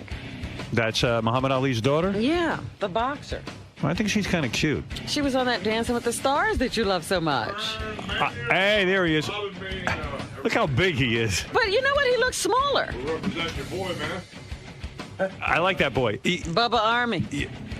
What did you do, man? You pumped up. I mean, your arms are bigger. Hey, I'm sorry. I'm sorry I got both phones from him, but Nick might call me from jail, and I got to at least say good morning if he calls me. Absolutely. Would you say hello to him if he calls? Of course I would. Just remember, you're being recorded. Anything you say can incriminate you, so no nail files in the apple pie or anything like that. I mean, I can't say I'm going to send you a gun so you. No, you can. Oh, you can say it, but please don't do that. Are you? Where you want me here? Well, yes, sit down. Have a thanks. seat. When you become a single, how's your hip? My hip's better. He's got a bad hip? No, I got a hip replacement. Oh, you did? Why but does it hurt? Still hurts? We had in the guy, Jesse Ventura, who just had a hip replacement. Please. Anyway, nice guy. Well, he said he felt bad for you as a father, but he did badmouth you. He said he's brutal. He said you ratted him out to Vince McMahon. He's so full of shit. Yeah, anti-union, Dude, apparently. let me tell you something. Jesse has worked on these stories for 30 years. He has a lot He's finally got him. Jesse knows just a little bit about a whole lot of things. Right. And you should ask him about Plato's retreat when he used to come to New York and him and his wife would do all the wife swapping. Oh. You should ask him about coming to San Francisco, going running wild on Quaaludes for 72 hours and showing up with the same clothes on, pissing in his pants and everything. You should ask him the real stories about Jesse. Because Jesse said he never did drugs. Please. He said he did some testosterone. Please. But Dude. he never smoked weed. He said he never. Dude, I smoked pot with Jesse in the hotel room and his partner Adrian Adonis. Give me a break. Really? Yeah, really. Because he claims because dude, stop. But that was back in the 80s. Because we had what's his name, the Iron Sheik on, and he used to call Jesse the Medicine Man. Oh yeah. And so, what does that mean? Okay, Robin. I don't know these Explain terms. the world to us. It's a Blue Jay.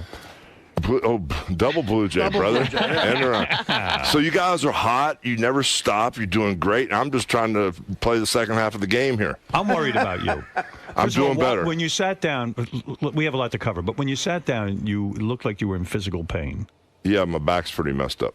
What is it messed up from? Wait a minute. I told you one of the things that used to kill me about his reality show is that everybody's lounging around the pool in the beautiful house, and then Hulk limps out because he has given his whole body to making a livelihood for his family. And it always seemed that, he was not appreciated. Yeah, did you start to feel, because now we can really talk. Did you? You know we can, brother. Yes. Did you start? Gloves are off. Did you start to feel? And you love it. I do. Did you start to feel as a man? Shit, I gave my whole body. Really, I mean, you're racked in pain. You spent a lot of years hustling on the road for a living. Not that some of it wasn't fun, but a lot of it's pretty dreary. Did you start to feel resentful that, like in a sense, that your family was having such fun and good times, and meanwhile you're down there trying to maintain your physical health? No, I didn't feel resentful. It's just, I couldn't stay ahead of the curve because it was never, it was never, the house wasn't big enough or we had to move again. So I had to hustle. I actually kind of like retired one time, and then when I saw this big monster house being built, I went to work for Ted Turner for 7 years. And did Linda put pressure on you and say the house isn't good enough for us? No, she didn't say it was good enough, but she always wanted to move. And like when we went to Miami a few years ago, I remember you didn't want to go there. No, I wanted to stay in Florida, but Brooke was recording there, and so Linda found a house and she wanted to move there. So all of a sudden, Timberland, what's his name? Timberland, the producer. The producer was going to buy the home. But instead, I came in like at 7 in the morning with Brooke from the recording studio. They woke me up. Oh, we got to look at this house. We got to buy it. So, Linda talked me into buying this house. This is what I want. This is what I want. Put $14 million into the house. All of a sudden, 6 months later, I'm standing there in the house by myself. Kids gone. I'm going, what am I doing here? Ugh. So, and then, when she moved out to L.A., she got this rental house in Brentwood, $22,000 a month. Why did she want to live in L.A.? Because her family's from there. But why did she have to move you and spend $14 million in California if she wanted to move to L.A.? Yeah, brother, you got to fix what's wrong on the inside before everything works on the outside. You know what I'm saying? How miserable I knew you were when we were at Bubba's wedding, and you walked in carrying that big box, whatever the hell the gift was. Right. You looked like you just wanted to kill yourself. You're carrying this big box. I said, this guy needs to get laid so fucking badly. The other thing was Linda was there, and she was holding hands with a girl. I'm telling you. I can't even remember. Oh, you want your lawyer on the phone? I'll put him on. I'll keep him up. David Houston? Yeah. All right. Dave, you want to be on here? I know you said you want Dirty Dave. Terry, how are you? I'm doing great, man. Hey, Dave. So anyway, I knew you were miserable that day. I said, this guy's aching to get out there and play around a little bit. But at the beginning of the reality show, did you know your marriage was in trouble? Yeah, I did. We had problems. I remember, I was married 23 years. I remember about the 3-year mark when we started to have a few little problems. I went to her parents and I said, Gail and Joe, I said, hey, Linda's kind of wild, and I'm having some problems with the wine and this and that. They go, well, you married her. I went, oh, thanks. I mean, like nobody told me. Problem now. Like they were having to get rid of her. I went, oh my God. Hey, I know I'm jumping all over the place. Brooke's thinking of doing Playboy? You're going to let that go down? Here's what's going on. What's going on? Brooke, when she was 16, got a call to do Playboy. That's crazy. So I called him back and I said very gracefully, she's only 16 years old. Thanks for the call. We appreciate the interest. Bang.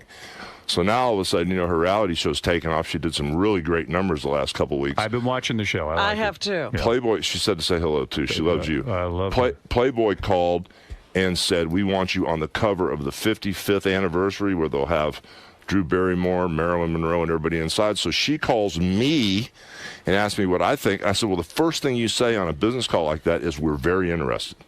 Let us find out more about it. Right. Now, Playboy could be something where they just got you on the cover and they do nice little pictures, or Playboy could be where they get you on the cover and they want the full-blown spread. And you have to make that decision. Right. Because it's a major career momentum-shifting move, which can make your career skyrocket or it can put you in the tank. So you got to be real careful. So you would be okay with it if she decides to do it? Bro, I'm not okay with it because I got this old redneck, old school mentality, which is barbaric. But at the end of the day, Brooke is 20 years old, bro. And I did this whole bluffing act of don't talk to Brooke, don't look at her till she was 18. Right. But I'm pretty easy, bro. I'm not like a double standard guy. I mean, I can't, run the game one way, then have the rules different for somebody else. But I said, Brooke, you really have to think this through and make the right decision. Timing-wise? Would you look at the pictorial? No, hell no. You would never want to see your daughter. No. But you I put wouldn't either. suntan lotion on her butt. Yeah, well, I put baby lotion on her butt when she was a baby, too. She's my daughter. You're catching a lot of shit for that, right? You know what? That's all. You know what? It's in the bottom of somebody's birdcage the next day. Who gives a shit anyway? But at the end of the day, if Brooke makes that choice, I'll support her. I think right now it's the wrong time. Really? I think it's the wrong time. I agree, now. and I'll tell you why. What is the right time? Because I don't know. Probably down the road when she needs to. Well, you can ask Pam Anderson. She knows when the right time is. Hell, I don't know. I've never done it. No, Brooke's got something going on now. She doesn't need She's doing it. She doesn't need it. Yeah. And the best time for her to do it is when Hulk is dead. I see. That's the best time to do it. Let him pass away, and then she can go in the fucking magazine and be Once naked. he's 6 feet under. Huh? Yeah, I like her. I find her charismatic. He is fascinated I with her. watch the show every week, and I don't even know why. Let me tell you one thing about Why Brooke. do I like that? I got to tell you one thing about Brooke. She is the most honest, pure, nicest person. She doesn't have a bad bone in her body. She is loyal to a fault. You think the guy she could that ends up with her? Yeah, but hold it. You What? think she could be a good wife? She's been spoiled her whole life. No, you bro, have she hasn't been spoiled. Yeah, you have given her a lifestyle. You forget. You've given her an incredible lifestyle. She's used to get whatever she wants. She lives in a luxury Brother, condo. she works her ass off. Yes, but still, she's going to expect some guy to take care of her the way you do, and you take care of her. Well, why would you unbelievably. marry somebody and lower your standards or even make a lateral move? Did you ever have to spank her when she was a kid? This is the truth, the honest truth. When she was like, she still had diapers on. Right. And I don't know if she was 2 years old or how old she was, but I was packing my wrestling bag, trying to get ready to do another Vince McMahon extravaganza. And every time I'd pack my bag, she'd take something out. I'd put something in, she'd take a knee pad out. I'd put a boot in, she'd take a boot out. And I hit her on the butt on the poopy diaper. Right. And I still never heard the end of it. I mean, I smacked her one time on the ass, and she still talks about it. I would have to spank her. You know what? I'm looking at you're his brutal. finger, and he has a tattoo. Oh, I'm getting that removed. What What tattoo? is that? That's my wife's name, Linda. Uh-huh. Oh, on your ring finger? Yeah, I'm getting that removed. You know, I'm getting married in a couple of, weeks or so. We need to have a talk. And I'm getting a tattoo. We should talk. Why? Why should we talk? Well, because you know. Because, who I'm married. brother, let me tell you something. Go ahead. 10 years from now, you'll be looking at me going, Hogan, we should have had that talk, brother. Really? Yeah. We should have had that talk. And I know Beth's a great girl. She is. She's an awesome girl, but still, man, you know. You think love can't work? I didn't say love can't Are work. you I that say why sour? mess love up with marriage? No, I'm not that sour. Well, maybe you're right. Beth even said that to me last night. She goes, I'm really nervous about getting married. I said, why? She goes, what if it fucks everything up? No doubt, brother. But why does it have to fuck everything up? It doesn't have to. Maybe what could be Beth, there? maybe in Beth, it won't change a thing. But Yeah, but you're saying but if that, it does like- change a thing, cover your ass business-wise. Oh, so what's going on with that now? You're going to get cleaned out. Of course I am. What about Florida law? Luke was in here. Is the divorce in Florida? Is divorce in Florida or California? It's in Florida, but Florida's a no-fault state. But it should be an easy. That's what none of us. Even David's on the phone. That's one of the things we don't understand. It should be just an easy divorce. It wasn't an argument. It wasn't. She's going to want money, man. Oh, but of course, it was an argument when she filed for divorce. It means I never want to see you, be with you. I'm not in love with you anymore. So I figured. But what caused the divorce? Were you already fucking around, or was she? I know she's fucking around with some 19-year-old pool boy or something. Right? Yeah. Like one of Brooke's friends. Or Yeah, that's been a Schoolmate tough or one on the something, kids. yeah. That's That been a is tough one. Brooke's not even talking to the mom. No, and kind of it got really crazy because things have kind of like escalated because, first off, when Brooke started dating the kid, she told Brooke she was the boy was 27 years old, which kind of appalled Brooke, because that's kind of young for a 50-year-old. Oh, hell yeah. Are you flipping out about it psychologically? No, bro, I'm cool with that. I'm way cool with that because I'm not connected with her as far as being in love with her anymore. Yeah, but what the effect it has on the kids. The effect it has on the kids is tough because what really kind of set it off is when Brooke found out how old the guy was. It was a situation where, Brooke was living with me, because there was a bunch of crazy stuff going on, and Brooke finally figured out who both of us were. Mm-hmm. So Brooke's living with me, and all of a sudden, she started packing up a little overnight bag, and I guess Linda had talked about spending the whole day and night with Brooke. So Brooke didn't want to upset me.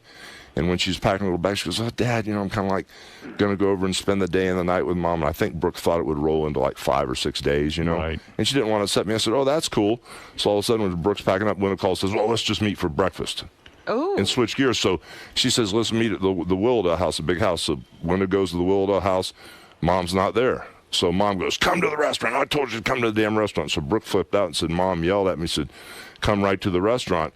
I said, "Okay, we'll go meet your mom at the restaurant." Well, what happened was Brooke hung up the phone, and this is the house she grew up in. She wanted to go upstairs and see her room because she hadn't been there for 4 or 5 months and see what clothes were there. And as she walked upstairs to turn left to her room, she looked in Nick's room. Now, Nick's in jail. Right. And when she looked in Nick's room, all Nick's clothes were on the bed. His jewelry was out. When she walked in Nick's room, the computer was on. And she goes, "What the hell?" And all of a sudden, she opened Nick's bathroom door, and there's 2 6'4", 19-year-old boys. She goes, "What are you doing in my house?"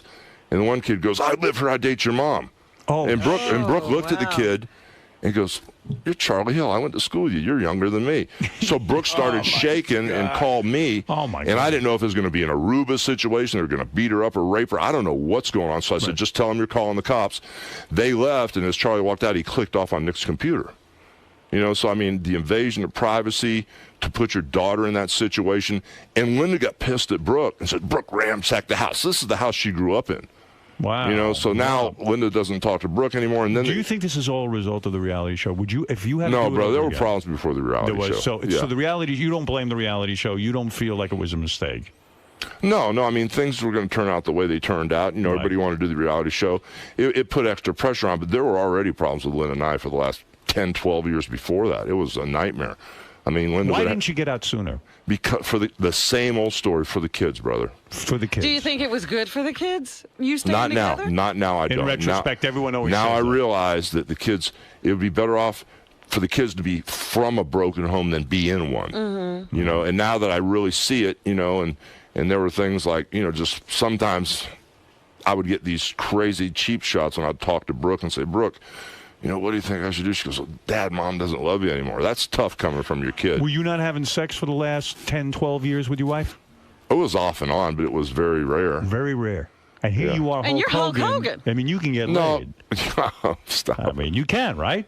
Well, I'm dating a really nice 34-year-old girl right now. Did you move right into dating the 34-year-old girl, or did No, you go brother. out and have a little fun? Brother, I didn't have anything. I've been through this crazy transformation. I don't want to Bible thump you, but on my wrist I have awareness. Yeah. And I have grateful because When did you put that on? Right when all this stuff going down, I was soul searching because I went to a really bad place for a while. You just got those tattoos? Yeah, about 6 months ago. I went to a really bad place, and I got really weird. I was so depressed. My family was no. Oh, thanks, Robin. What do you mean by weird? What do you? How did you get weird? I just was so depressed that I lost, my wife, and she walked away after 23 years. Even But though we you were should have fighting, been happy because you were miserable. I wasn't happy because, bro, I thought that when you put your hand on the Bible and you said, "Till death do us part, through better or worse," that we would go through this and get through it. I had no idea that the final argument would end up in divorce or whatever. So I kind of got by myself. I was in this big house, seeing all my kids' pictures and everything. And with nobody in there, your mind starts playing games on you. Right. You start drinking a few beers, and you and you get a little weird. Were you thinking you were going to kill yourself? I had some weird thoughts. No shit. I had some weird. But Did you take a gun out and try to kill yourself? No, I didn't take a gun out and try to kill myself. I had a gun in the house. I've got a permit. I've never shot the gun, never brandished the gun, never anything. But the gun is there, and the thought process goes through your head. But at the end of the day, the overriding thought is your kids. And so you go through this huge depression, And, I started praying. Well, I was praying the last couple of New Years to be happy. That's all I wanted to be, was happy. And all of a sudden, I got sick and tired of being sick and tired. I kind of just snapped out of it. And what happened Who is... did you turn to during these times? Did you go to a psychiatrist? No, I didn't. I just talked to a bunch of friends. And Who? Bubba? Did you Here's the deal. Here's the deal. Did he start in with you? Who? Bubba. Did you talk Oh, yeah, to him? Bubba helped me a lot, He did man. help you a lot. I actually He's a good guy, Bubba. Yeah, he's a great guy. I actually moved in with him for a while just so he was worried about me. He says, come stay at my house. But what happened... How was that? Did you see Heather naked? No, you did not. Not even during that time. But that was tough because when I was staying with Bubba, every morning I'd come down and I'd see his 2 kids, so that was tough. Right. And all of a sudden, now you're living in Bubba's house. You're not with your family. That is depressing. Yeah, but that's okay. But Bubba has a boy and a girl, and I'm sure that reminded you. And you weren't going out and meeting girls at that point? I was going out and drinking and running around, but I was too depressed to talk to anybody. How long did it take you from the time that you and your wife said, okay, that's it, it's over, I'm moving out? How long did it take you before you start dating? Do you wait an hour, a half hour? How long do you wait? Honestly, I really have never dated. Okay. How long before you? But it probably took a couple months before I met somebody that was really cool. What'd you do for those couple of months? Did you get any? Pussy. No, bro. Nothing. Dude, you can't. Dude, that's why you were depressed. No, it's not. Let me tell you something. When you're that upset mentally, nothing works. Oh, that works. No, it doesn't. Trust me. Okay, well, okay. You've never been that You should have depressed. called me. Never mind Bubba. Well, you're not my type. I would have told you what to do. I'm not your type. No, but it's, the thing was, I just got sick and tired of being sick and tired. In the last couple of years, I just prayed to be happy. And I thought you were happier. Like when I say at the wedding, when you're hanging out with your daughter and your son, you were way happier, felt way younger, way more forceful than when you were standing next to your wife. Yeah.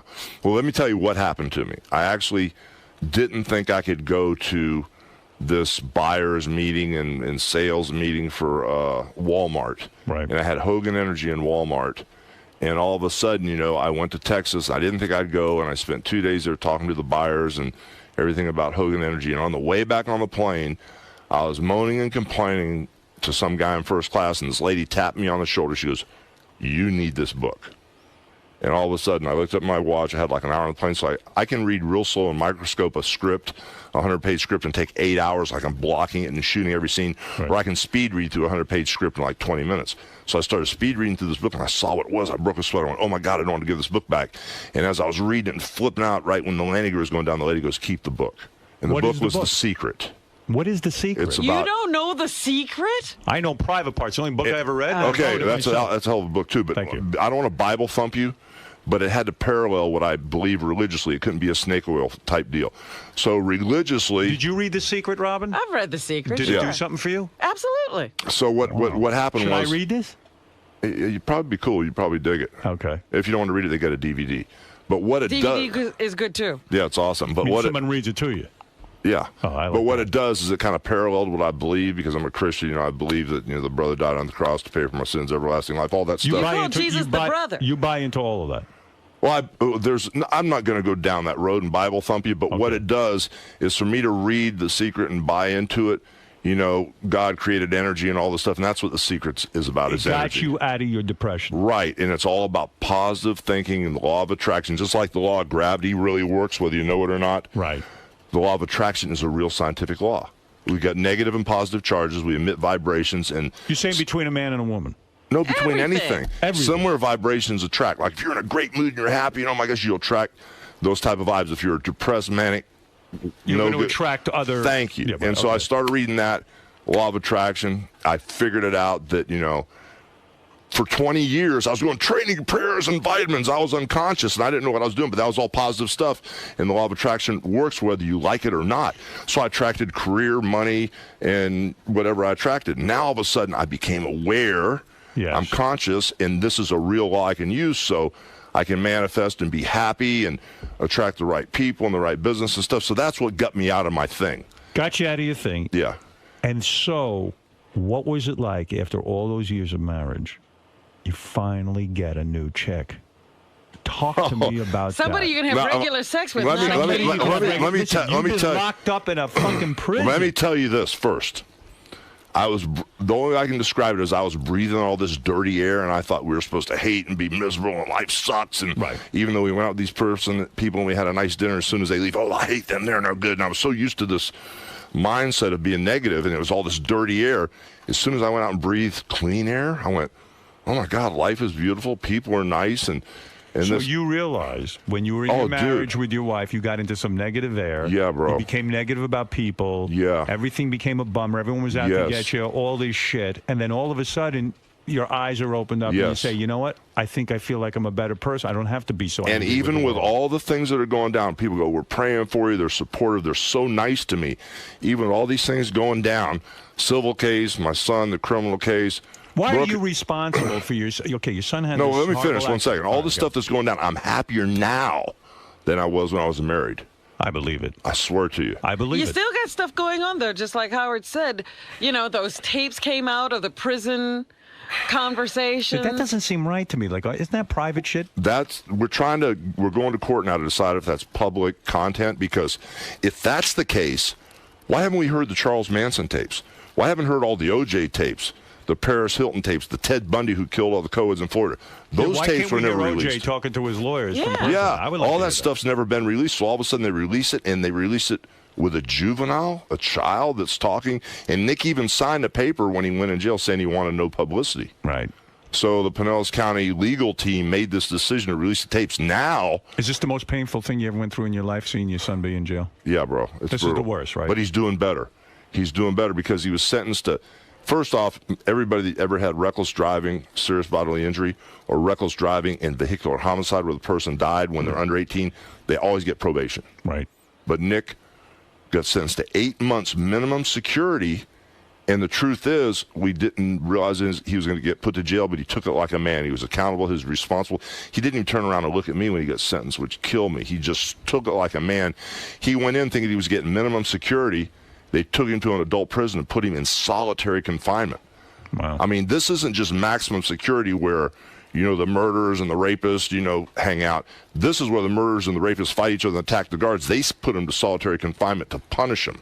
Could you give him any advice about prison? Could you say to him, here's how you're going to remain mentally tough? We read, bro, and when he could get to a phone, we read. I got him dialed into the being positive and walking in the spirit of Christ, brother, and it got him through it, because most people who go into solitary confinement, the hardened criminals, after 48 or 72 hours, they file an emergency injunction to get them out because they mentally start to unravel. Right. Nick lasted 28 days, bro. Wow. And it was for the reading and just being positive and just knowing that, you have to be present and in this moment, because the past doesn't exist. It's over. In the future, you look to that for salvation. But being in the moment, this is the only moment we ever have had or ever will have, is this moment. Right. But and I said, you got to be grateful for where you're at. But why are you financially responsible? If your son screws up, why do you have to be on the line financially in a civil suit? I don't understand why. Well, it's me and my wife. Right. Like, why? And she doesn't think she's responsible.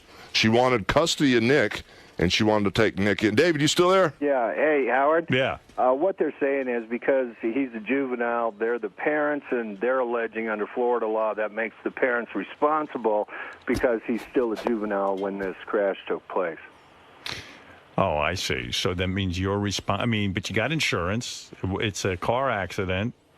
You don't have insurance. I had minimal insurance because Linda told my bookkeeper we didn't want to pay expensive insurance, so we basically had no insurance. Oof. Oh, shit. Wow. Yes, sir, brother. Ooh, yeah. Oh, so you got a lot going on, man. Yeah, but it's all cool, man. I'm happy. You're not going to crack.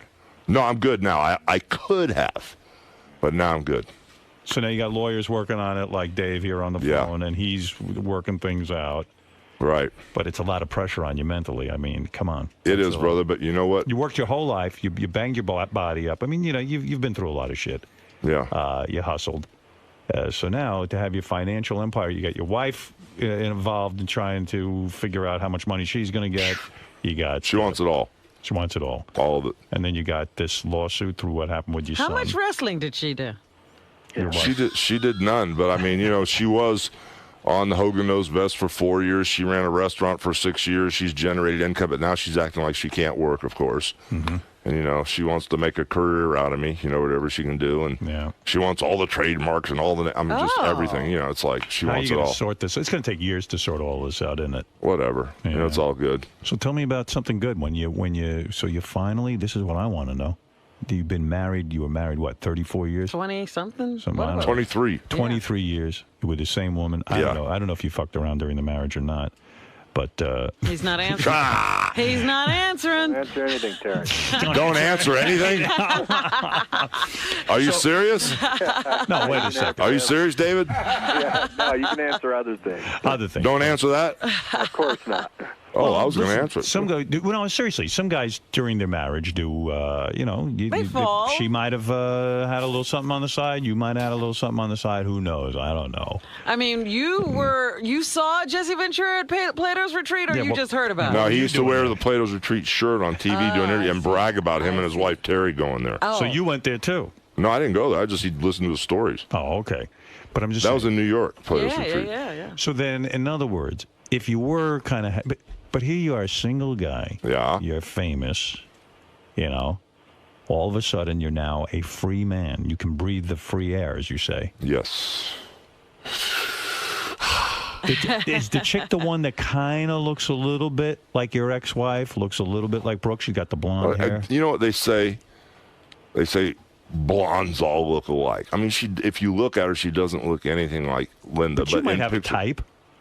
Oh yeah, I was attracted to her because I was stumbling around this health food store, Nature's Food Patch. I was stumbling around, and all of a sudden, I was looking for these animal crackers. Right. Because I love these organic animal crackers, and I couldn't find the damn things. And here's this blonde-haired girl in the aisle, and I said, "Excuse me, do you work here?" She goes, "No." I said, "Well, do you know where the animal crackers are?" And I looked at her eyes because my eyes look like they're always bleeding.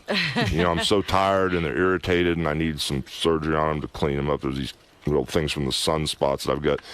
And I said, "Why are your eyes so white? I've never seen anybody's eyes so white." I thought maybe she was on something. I didn't know. Right. She goes, "Well," she goes, "No, I just eat all organic food, and here's the animal crackers." So. And I just remember talking to this girl, and she had this aura about her, this positive vibe. How did you get her number? I didn't. And then about 2 weeks later, I ran into her in that same health food store again, but this time... Did you go back looking for her? No, I didn't. I was walking around with my tail between my legs at present. About 2 weeks later, I went back and ran into her again. But this time, not only did I notice her eyes, I noticed her booty, too, and everything else. Yeah. And I started talking to her, and she was an artist, and... this and that and the other, and she worked at Delta for 8 years, and she'd seen me in Cincinnati, and she'd seen me in the Tampa airport, and we started talking. So I asked her for a number. So you ask her for the number, you call her up. Right. Now, where does the famous Hulk Hogan go with a chick on a date? I mean, you're going to be observed by everyone. You got to go be on No, a I didn't go date. on a date, man. I just went by her house and hung out with her. And you went to the house and hung out? Yeah. And I imagine big things happened. Well, it took a while, brother. She's straight as an arrow. What are you talking about? Well, she doesn't drink. She doesn't drink. She doesn't do any drugs. She's straight as an arrow. I still. How long did it I take heard you the to I get heard into the her F. I heard the F word every day of my life for 23 years. I still haven't heard a cuss word out of her yet. How long does it take you to get a good girl like that? How long did it take you to get her in pants? Dude, I ain't going there. What are you talking about? I ain't going there. You figure it out. You know the answers to everything. 2 weeks. 2 weeks. Quicker. Son of a bitch. No kidding. You still have it. She wanted it. So you spent a lot of time making out, this kind of thing, a little bit of romance. That must have been fun. Let's say in a week. It's different. All of a sudden now, you're inside a new woman. Is it the greatest? Stop. Come on, let's be honest. Stop. Was it the greatest? Was it unbelievable? She's awesome. She's awesome. That's all I can say. And She's you're awesome. going to stay with her. You're going to get into another long-term relationship? But everything in this world is a run. Some people have little, like in the wrestling business, how long was your run in New York? Well, I was in New York a couple months. Well, Hogan, how long was your run in New York? So you don't 20 know. years. I take it one day at a time. She's awesome. Did you tell her you just got out of a long marriage and you're going to be fucking other women?